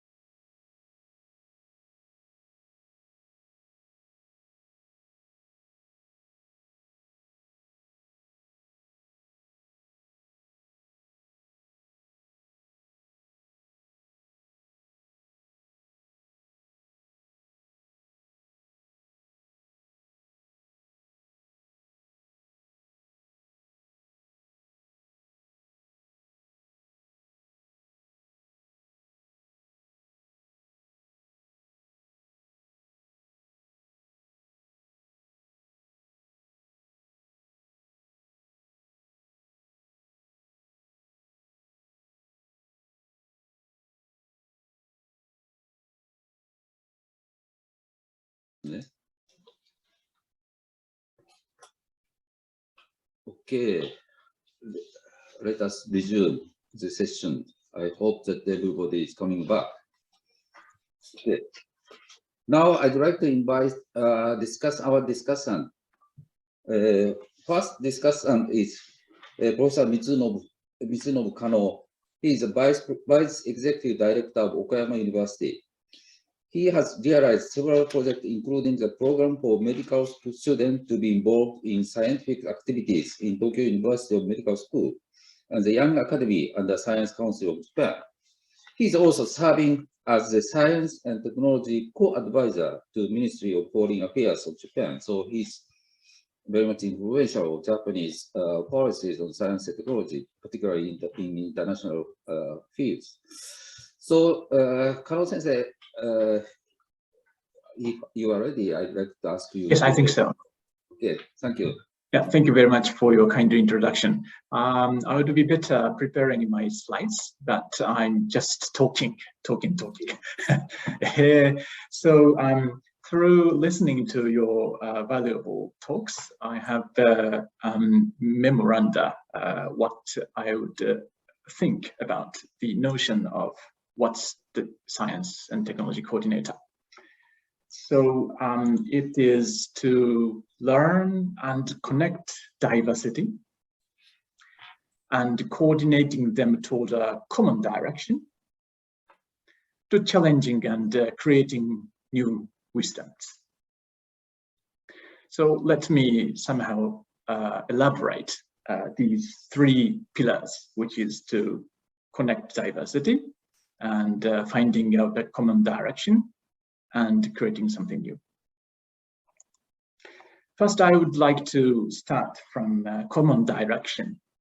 The instant notion about the common direction would be the SDGs after all, which I'm leading the initiative to achieve the goals in my university, and therefore wished to explain what's development, because sustainability and goals are really well understood, but development is a bit hard to understand sometimes.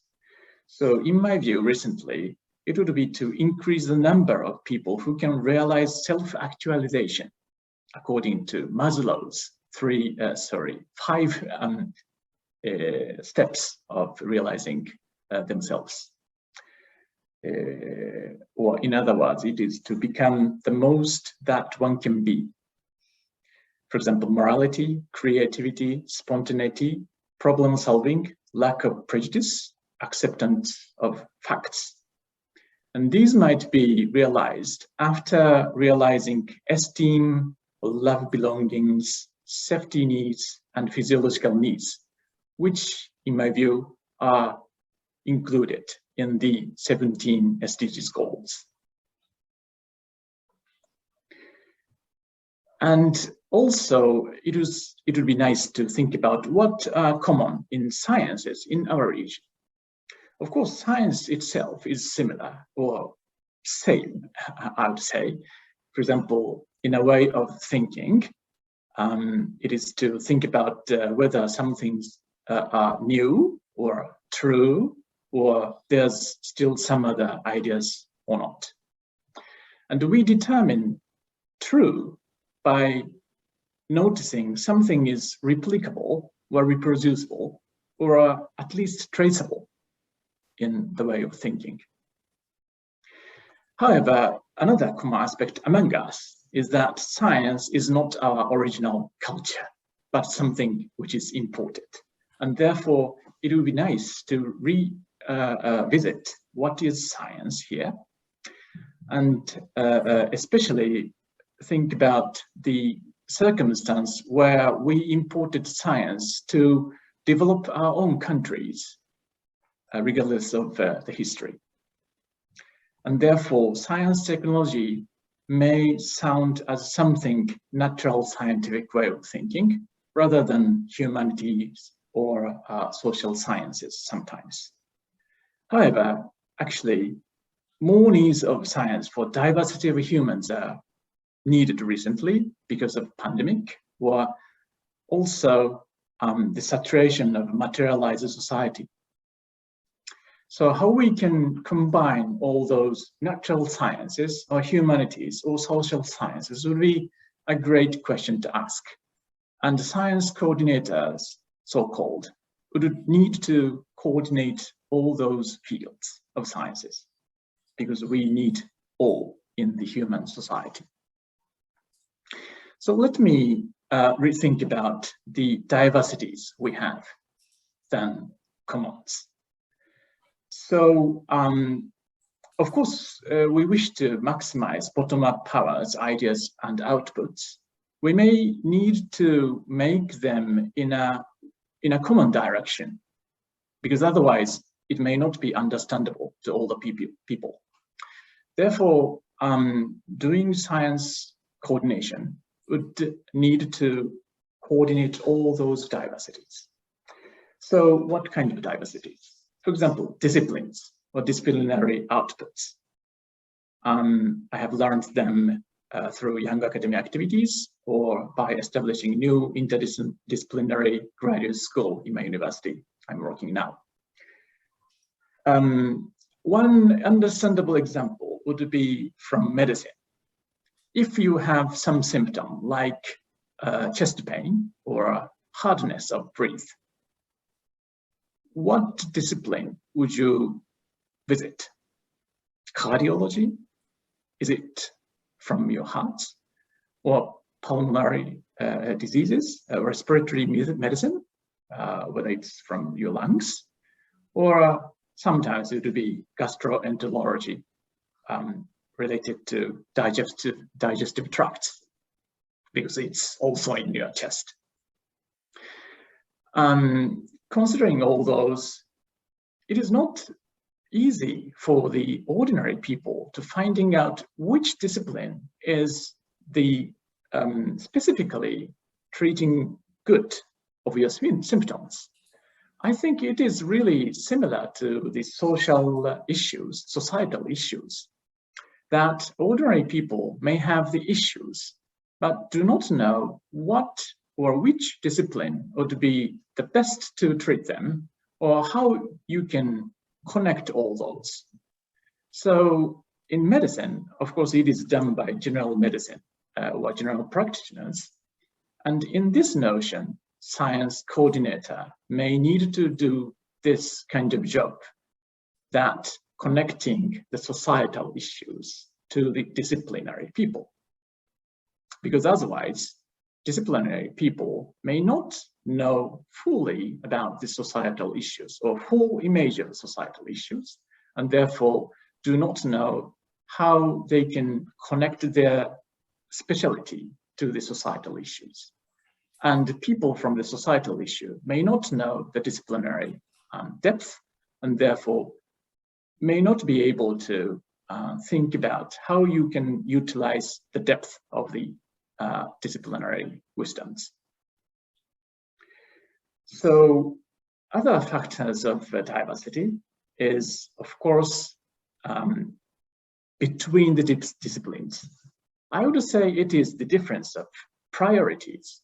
For example, the target of the research. If it is materials, and then that would be natural sciences. If that's life activities, then it would be biology. And if it is related to higher order functions of humans, and that would be related to humanities or social sciences. And the method itself would be very different, because you can take data as numbers, then that would be becoming more natural scientific. And if you can take data by words, then it would become more humanities. And I do not think we can grasp all of the things around us by numbers. We may need something just explained by words. For example, if we think about the examinations that we take, you may be evaluated in numbers by them and rated inside the social so-called classes. But would you think that's truly correct or not? You may have some abilities which is out of such system. Then you can know the importance of using words as well. Also, whether something's true or whether there's something truth in our world is different from the discipline to discipline. For example, if it is in natural sciences, then we may assume that there is one truth behind us all. But in the humanities, the truth would be different from people to people. So these kind of notions would be different too. Of course, we have diversities across regions or sectors. For example, we have some differences in priorities in the time scale of expectation of having results, or whether we prioritize profit or we prioritize scientific outputs. So we may need to coordinate them too, if we gather people into one direction.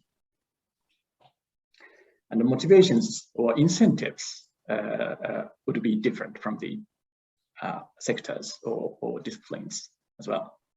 So how we can coordinate them?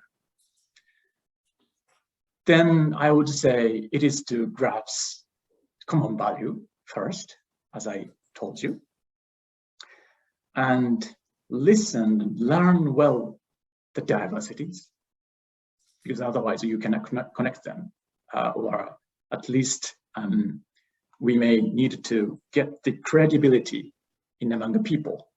And to do so, we may need to learn more and listen to you well.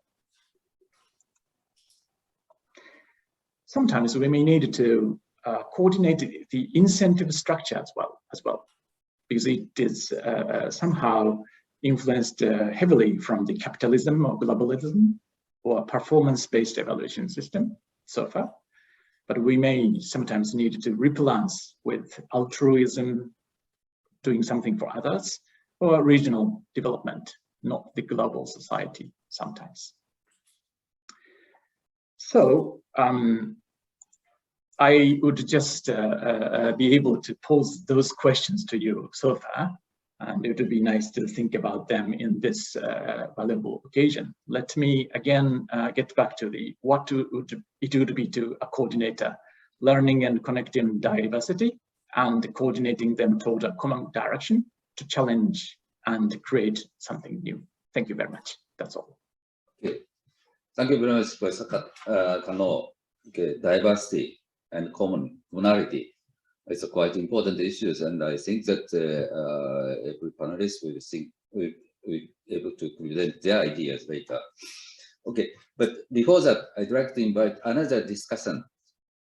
Dr. Enrico Parinzi. He is the Executive Director of the Department of Science and Technology, Philippine Council for Industry, Energy, and Emerging Technology Research and Development. He has led many programs and projects in land surveying, remote sensing and geographic information system, environment monitoring, and disaster risk assessment and management.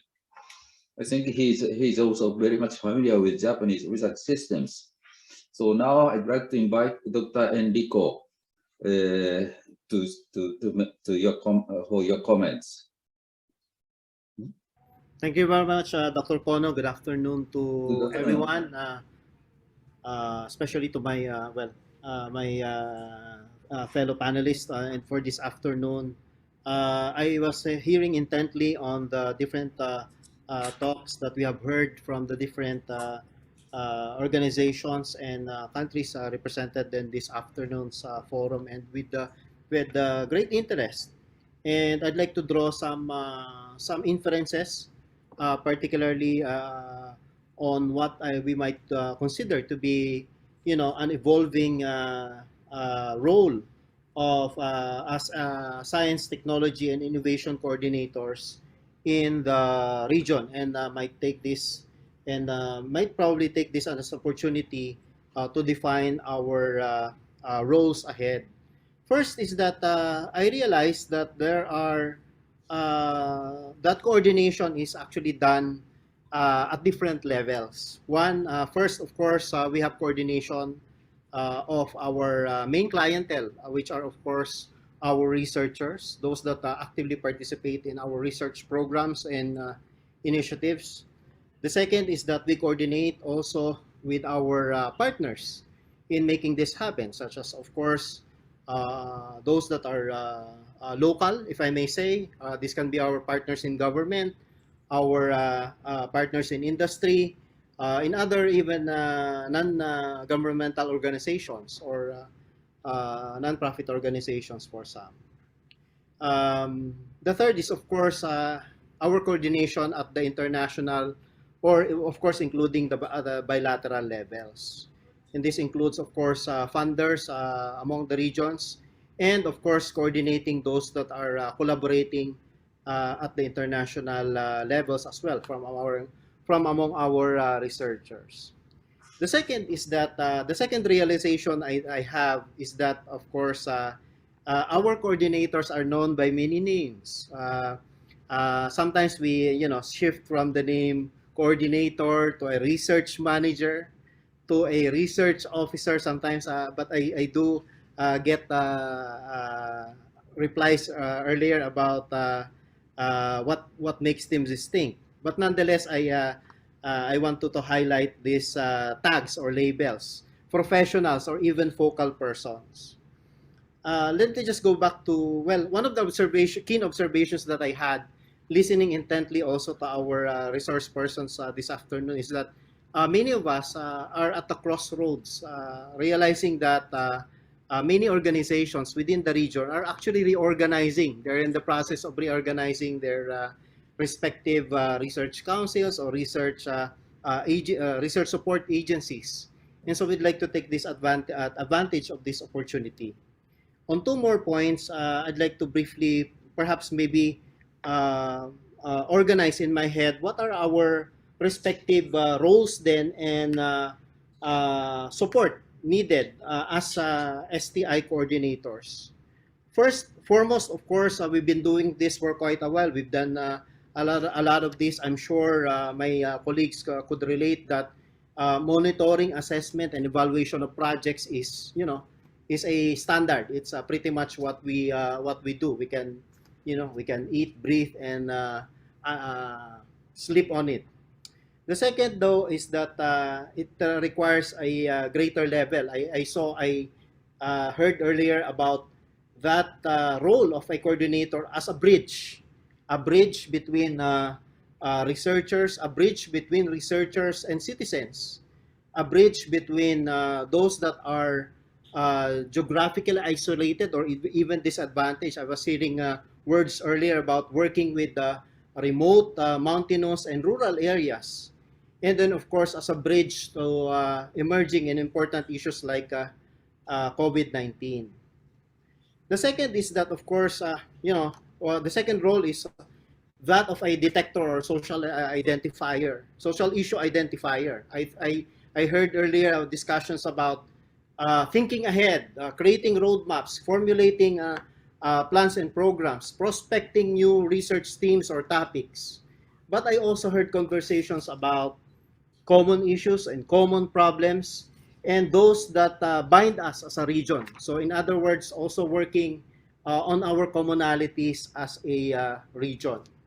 So given that, of course, that leads us to that next role that we're, keep on harping in this forum, which is the role of being a matchmaker. The keywords are, of course, networking, partnerships, collaborations, and linkages. I think I did not elaborate on those, but you will already see that it's actually a multi-pronged approach between and among us as supporters of these R&D activities, and we take it also upon us to make sure that our researchers talk to each other and empathize with each other's needs and concerns.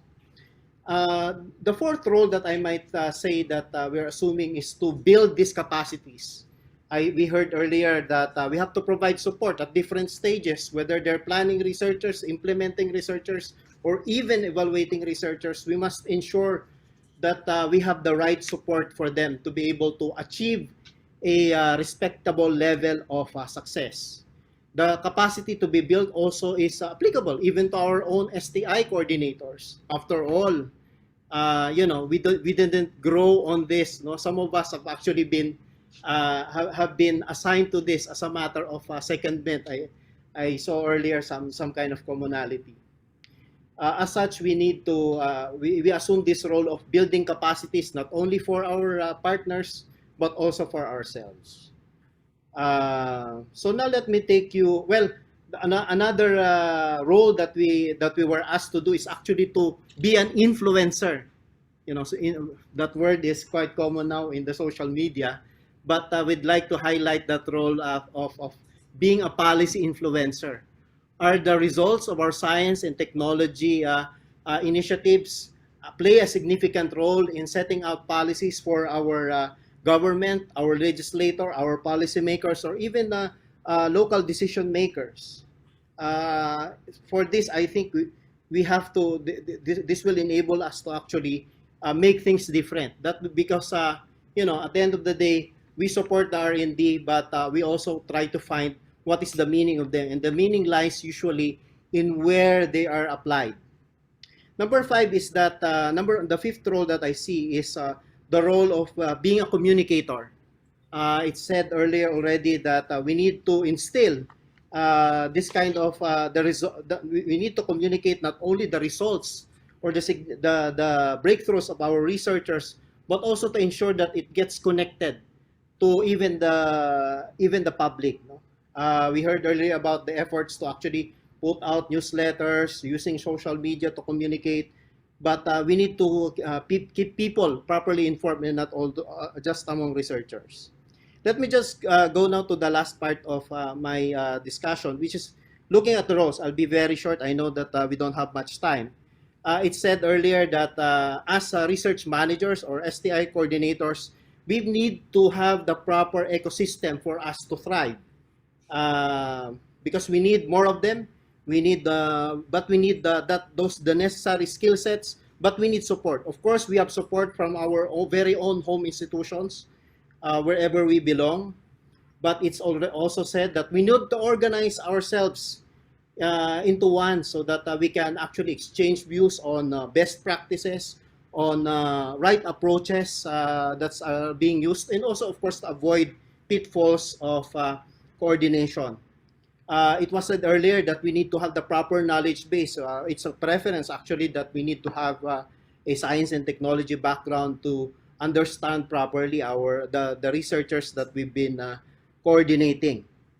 But of course, there's also a call or clamor for some kind of recognition or accreditation as research managers or professionals, and this bodes well for that part where we need some kind of training or preparation in order for us to prime ourselves to become research managers or coordinators. It was said earlier that we could probably make use of technical and soft skills, social skills, and being SDG oriented.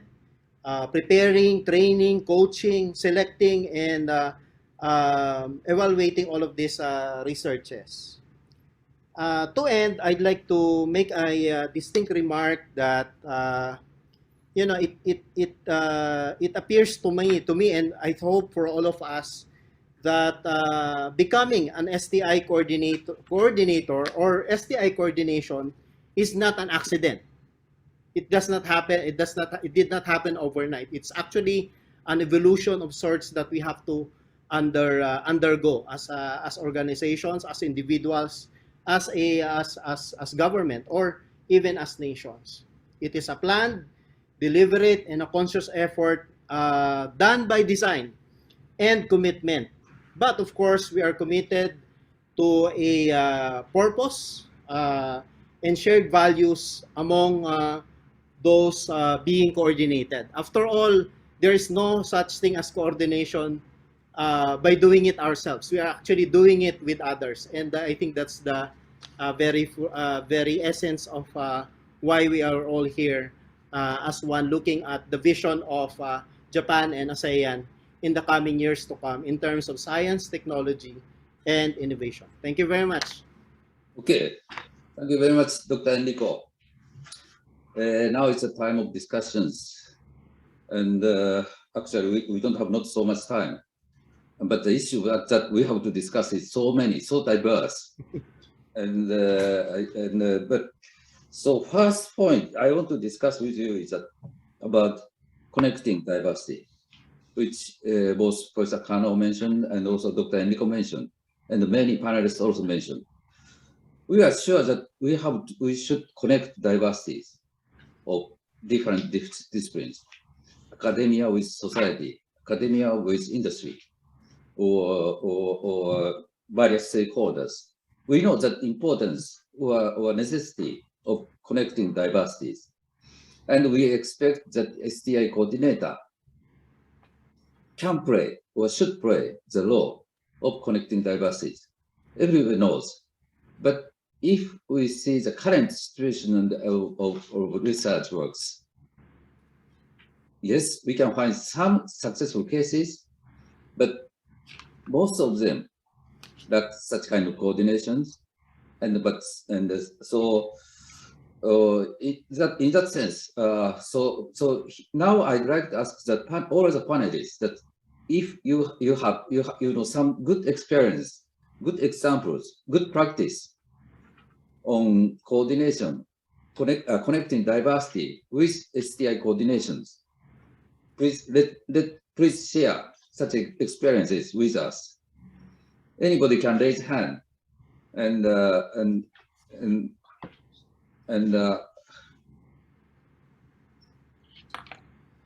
if no, I'd like to ask, Dr. Lily. Yes. Yes. Do you have any idea, any experiences, any examples of good coordination across the diversity? Well, I think there are so many examples on that, but I just want to point out that it is crucial if we want to have a good coordination. We have to have a great tools or platform. I think that's quite important as well. So that to create the opportunity to do that, you know. So I think, like, for example, the very close one is ASEAN Japan, activity that we do for coordinate. That's a great platform for the STI coordination, and I think we still underuse it.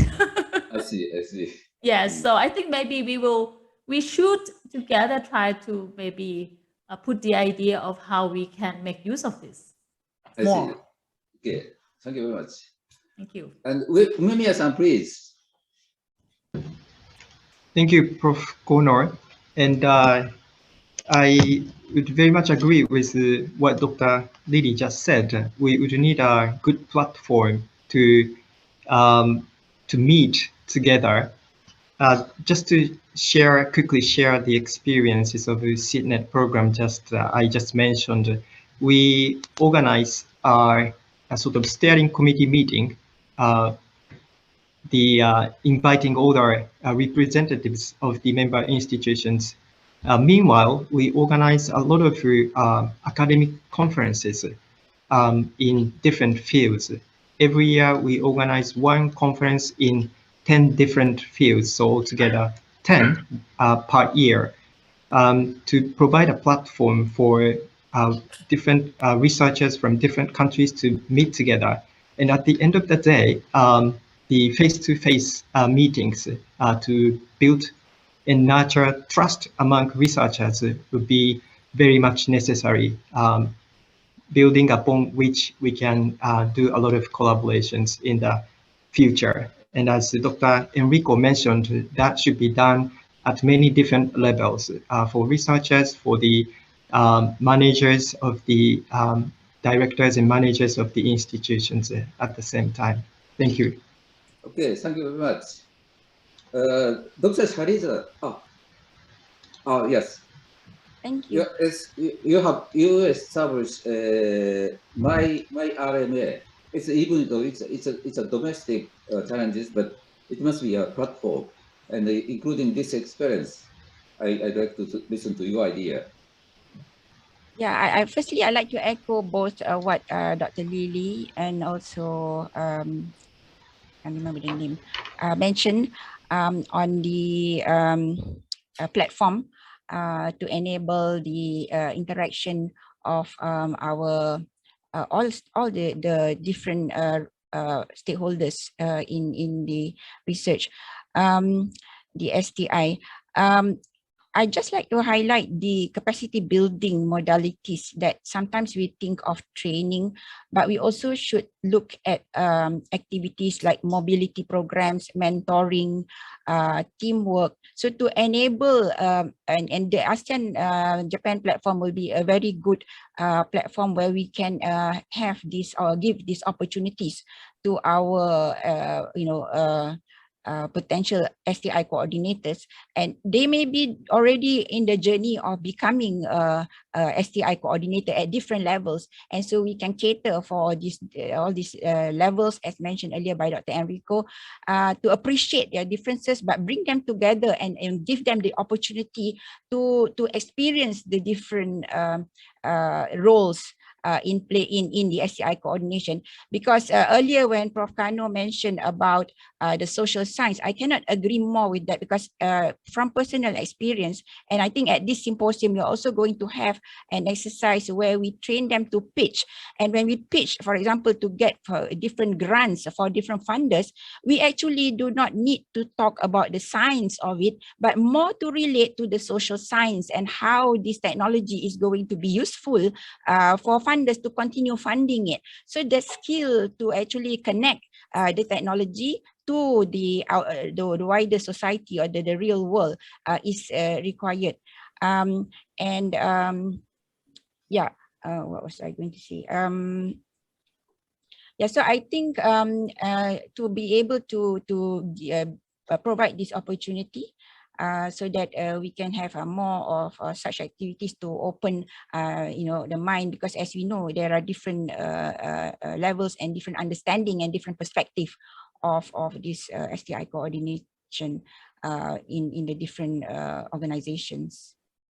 Yes, thank you very much. Yeah. So platform can play multiple roles, not only just a meeting, but yeah. I think we have covered everything. The only word I haven't heard is knowledge brokering, which is also part of being the bridge between the different stakeholders. Yeah. Okay, thank you very much. Now, Hisanaga-san, dozo. Thank you very much. So I totally agree with Kano Sensei's opinion. So there is much diversity in the activity of the bridging between academia and industry, especially in Japan and ASEAN countries. Diversity means participants are very diverse, and institution and private company and government organization and so on. There are so much diversity. So accordingly, so there should be much diversity in the STI coordinators. STI coordinators background should be should have diversity. So as I said in the presentation session, when I was working in funding agency in JST, so I saw several STI coordinators with quite different background. One is from private company, electronic company or trading company and chemical company and so on. And others are from researchers who has much experience in research activity, and others are from patent attorney and so on. So when they work together, there should be a synergetic effect in the working place.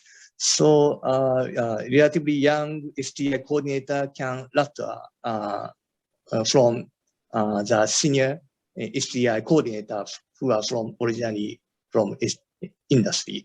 So there should be diversity in the STI coordinators.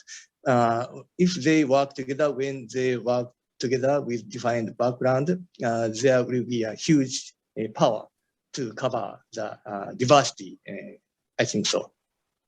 Thank you very much. Thank you very much. So the role of STI coordinator is connecting diversity, but STI coordinator itself should be diverse. That makes the power of STI coordinator much more influential. Thank you very much.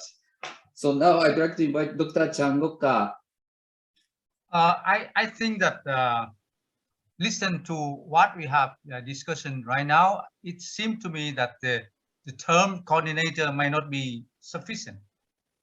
Actually, the people who are involved in that, they're doing a lot of different things: connecting, integrating, coordinating, supporting, or even nurturing. So perhaps we might want to think about, maybe instead of STI coordinator, we might want to have, for example, an STI integrator.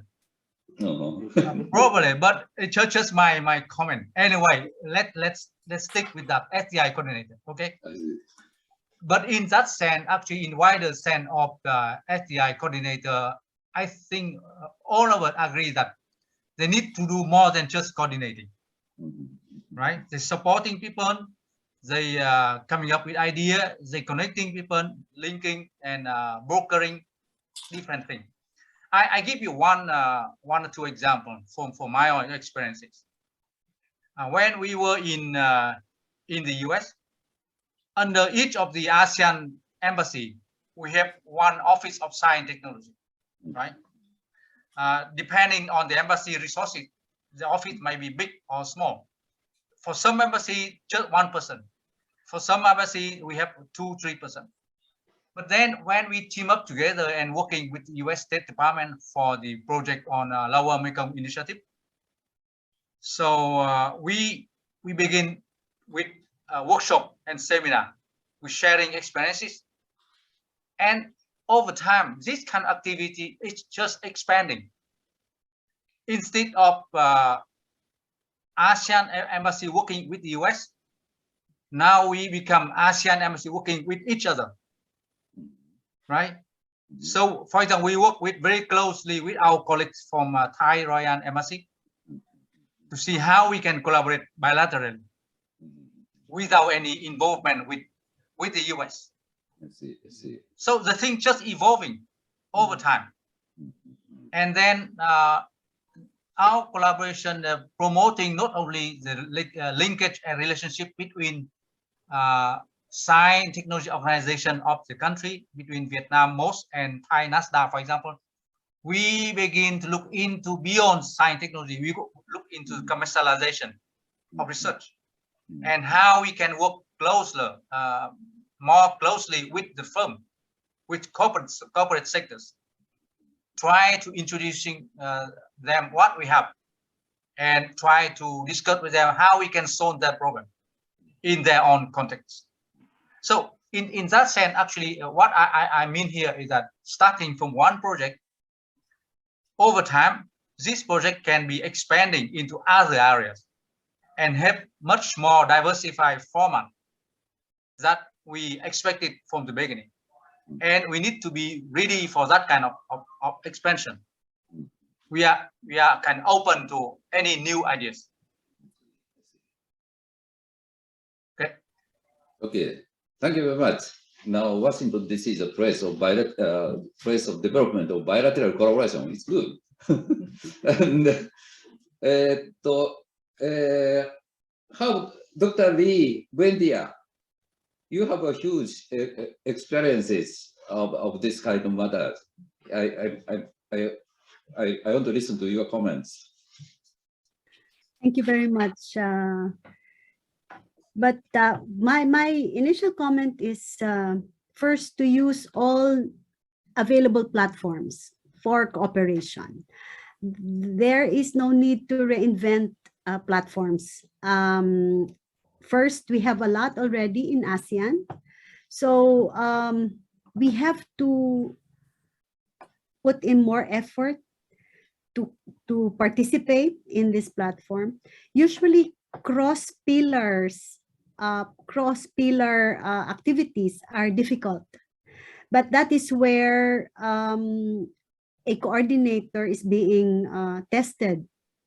how this coordinator really can go from one sector to another, and how he can integrate all of these activities. But since we already have different experiences, I think sharing of these experiences and good practices will be a very good activity of this STI coordinator. We have started, I think, doing some webinars, but we can do more than just webinars if the pandemic permits in future activities, because there's no other way by replacing the face-to-face and visiting the different agencies where we can benchmark on how the STI coordinatorship is being done. Second, if we really want this one to happen, we should invest not only funding, but more so our time and our effort and our knowledge in pursuing STI coordinatorship. I believe that we can share our resources, but I think we have to put forward our own resources as well, so that we have ownership of the STI coordinatorship. So those are just my initial thoughts, and I hope this contributes. Thank you very much. Thank you very much. And one more, Ms. Mira from Green. Yeah. Can you share your idea about this point? Yeah, I think our colleague, another speaker, I think already say they thought on the importance of having the STI. But maybe from our point of view, that such collaborative platforms, I think it is better that we think also about the continuation of the research project itself. Yeah, sometimes after the project is finished, so it's maybe ended to the publication, yeah, for researcher, or maybe some of them are like having prototype and there goes to the industrial license something and patent. But I think this should be an inclusive program where people could invest, not only stakeholder could invest not only from government, but non-governmental is more important from industrial. Yeah, it is from Indonesia point of view that we try to encourage investor, yeah, because in Indonesia we still have depending a budget from the we call it APBN from the country. 80% budget is from the country. Yeah, so I think that's also difficulties. Yeah, by we opening like a open research platform that inclusively, we encourage startup industries, national also foreign industries, global research network. Then I think it could be increase the low level critical mass. Yeah. So enabler to make direct impact to the economy as well. So the continuity of the program also need to be think. Sometimes because researcher, I'm very sorry, but sometimes it's ended sometime only for the publication. But apart from that, I think they are more important. It is also important for the publication, but I think another direct impact to the public, it's also need to be think ahead. Thank you. Yeah. It's quite important important points of discussion, particularly for researchers. Thank you very much. Okay, and actually I'd like to move to next point, but before that, I'd like to invite another discussion. It is not mentioned in the program. That is Dr. Taro Sonobe, who is actually the actual coordinator of this conference. Without his effort and his team's effort, we cannot organize this conference. And in that sense, he's a quite important reference person for this meeting. And I'd like to listen to his comment to our discussion now. So, Dr. Sonobe, please. Okay. Thank you very much, Professor Kodo, to share us the very spotlight at the people behind the curtain. Thank you very much, Professor Kodo, your kindness. So, thank you. So, on behalf of the coordinators for this event, including my colleague at school office, JASTIP, and a co-organizer from Malaysia, University of Malaya, Cambodia, and all our contact person in ASEAN and Japan, many organizations, you have such coordinators, neighbor with you, around you. So we contacted with them to realize this kind of events. So with this experience, I'd like to point out two obvious things. The first one is STI coordinators or coordinator or integrators say is also creators. They are a different type of creators as compared with, for example, researchers, artists, engineers. They create something like new opportunity, or Mira-san also mentions, or Lily-san also mentioned, stage, events, a platform, the hub, or even some kind of an atmosphere where various stakeholders can find some new values. They feel much happiness, actually, if these opportunities can go well and become effective for all your participants as a whole, instead of showing themselves on this stage, actually. A second point, STI coordinators or coordinators normally pay much attention to the human networks, person-to-person relations, rich networks, long-lasting contacts, and continuously of person-to-person relation are one of the essential capital for STI coordination. So I think that is cannot be counted in a number, but can be said in words, as consensus mentioned. So I'd like to a bit more highlight the importance of continuity of person-to-person network for STI coordination based on my personal experience. So I'm not intended to appealing myself, but sometimes a concrete example can be good, how do you say, a discussion point, and can be good sandbag for your further discussion. So I would like to play as a sandbag. So now, actually, I'm 42 years old now. I've been continuously the similar coordinating activity between ASEAN and Japan for 20 years.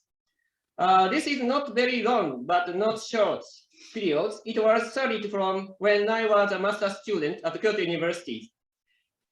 I decided to study abroad for my PhD in the field of energy and environment, actually not in United States or European country, but in Thailand.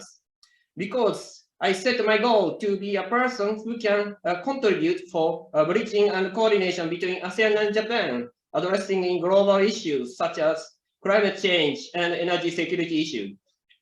Through 20 years of such really trial and error experience of coordination under the same goal, I've met many friends, colleagues, juniors and seniors, mentors such as Professor Kono, other professor from Thailand, all over the world, and still be working together with many of them. Now I'm gradually expanding the person-to-person networks based on the principle of Saito-san created a name, and good friends of friends are also good friends. Therefore, continuity and consistency looks like an essential factor to accumulate a good person-to-person networks. So it requires actually a large investment, Ria-san mentioned, in terms of the time and trust and something like that, and knowledge and wisdom. For example, JASTIP Symposium today, this is one of the examples. There are a lot of examples around you. Could be realized by coordinating our various networks to meet together for shaping their intelligence on common point of discussion toward co-creative mechanism with STI coordinators. As the coordinators under the stage of the behind the curtain, we spent around more than half of a year to set this stage for main players to shape a co-creative mechanism of science project with STI coordinator today. So today, I hope many participants in STI ecosystem in ASEAN and Japan could start to pay attention on not only gaining innovative technology or cutting-edge science or funding incentive, but also on continuous flowing under the stage of coordination for STI ecosystem around you. That's a kind of a professional demarcations or complement roles between scientists, policymaker, and STI coordinator in the well-cultivated STI ecosystem, I think. So I wish today I could say something smarter than 20 years ago. And I like to be smart enough day by day. So Professor Kono, may I return to back behind the black curtain, where the most comfortable place for me. Thank you very much. Okay, thank you very much, Sanobu-san. Okay, we have 10 minutes more. Let us continue a little bit more discussion. Dr. Umemiya mentioned that coordination is not free of charge. We have cost. Or Sonobe-san's case clearly shows that we have to invest in fostering good coordinators. He spent 20 years to be the current Sonobe, Dr. Sonobe. And a part of it is owing to the investment of Kyoto University. And but at the same time, we have to foster researchers. We have to foster good administrators. And I guess that most cases, STI coordinator, we have STI coordinator, but STI coordinator come researchers. STI coordinator come administrators. How do you think this situation? We should spend more. We should spend more time or more resource to fostering STI coordinator, or are there any good way? If you have any idea about this point, I want to listen to it. Anybody?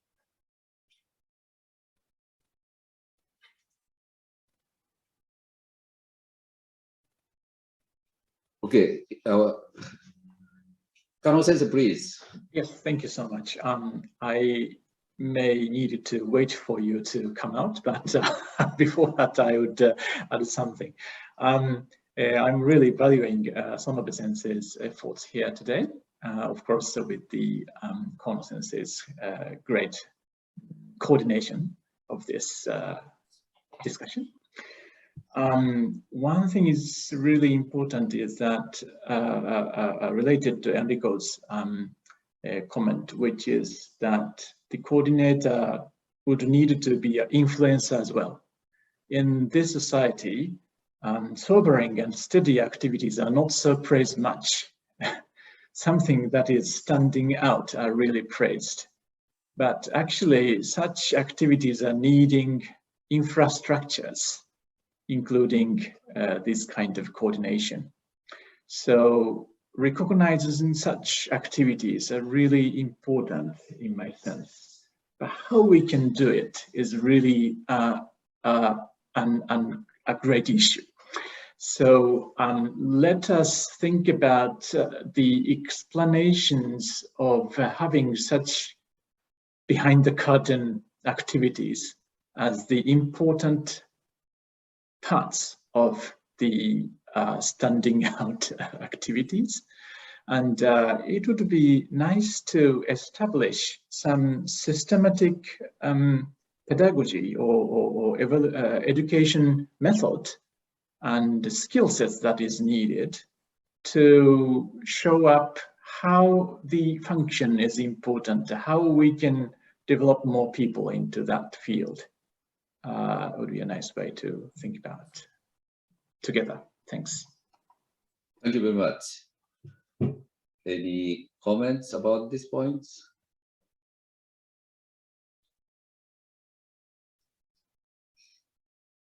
Okay, Dr. Enrico, please. Yes. Yeah, I was reflecting on that point about having to cover the cost. I think that sometimes when you ask that question, that's the moment where everyone will be quiet, no? But I think that at the end of the day, sometimes that's also what's lingering on our minds after after meeting in our meeting in our conferences as science and technology organizations. But what I'd like to leave is this. Sometimes I think it's important to also look at what value we also bring to the table as a means to evaluate whether we will be interested in taking particular leads, no, in some initiatives.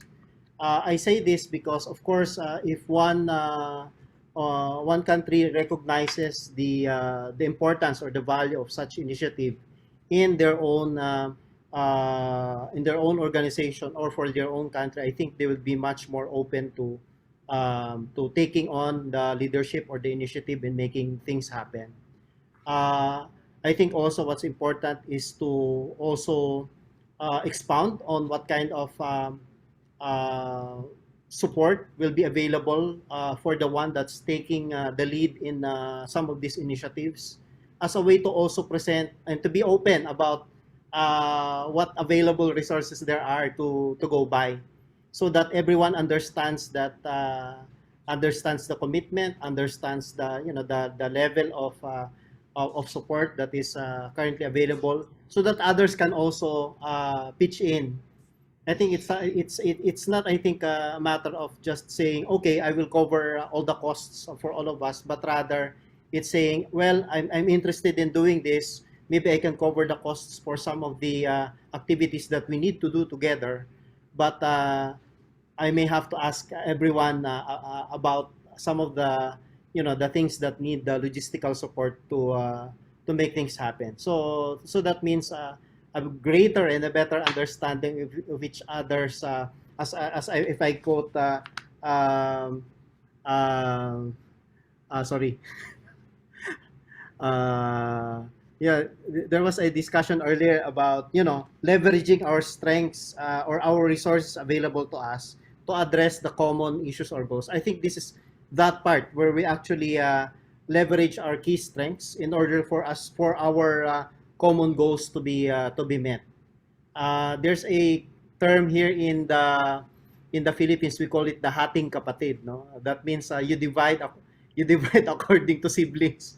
But even in siblings, it doesn't mean that there's that it should be that each sibling should fork out the same, but each according to his or her means would be best. But I think it's also important to lay it out there to say, well, this is what I want to bring to the table.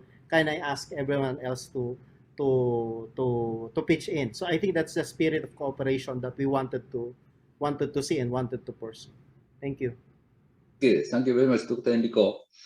There must be other opinions and the idea, but now time is coming, so it's a time for us to close.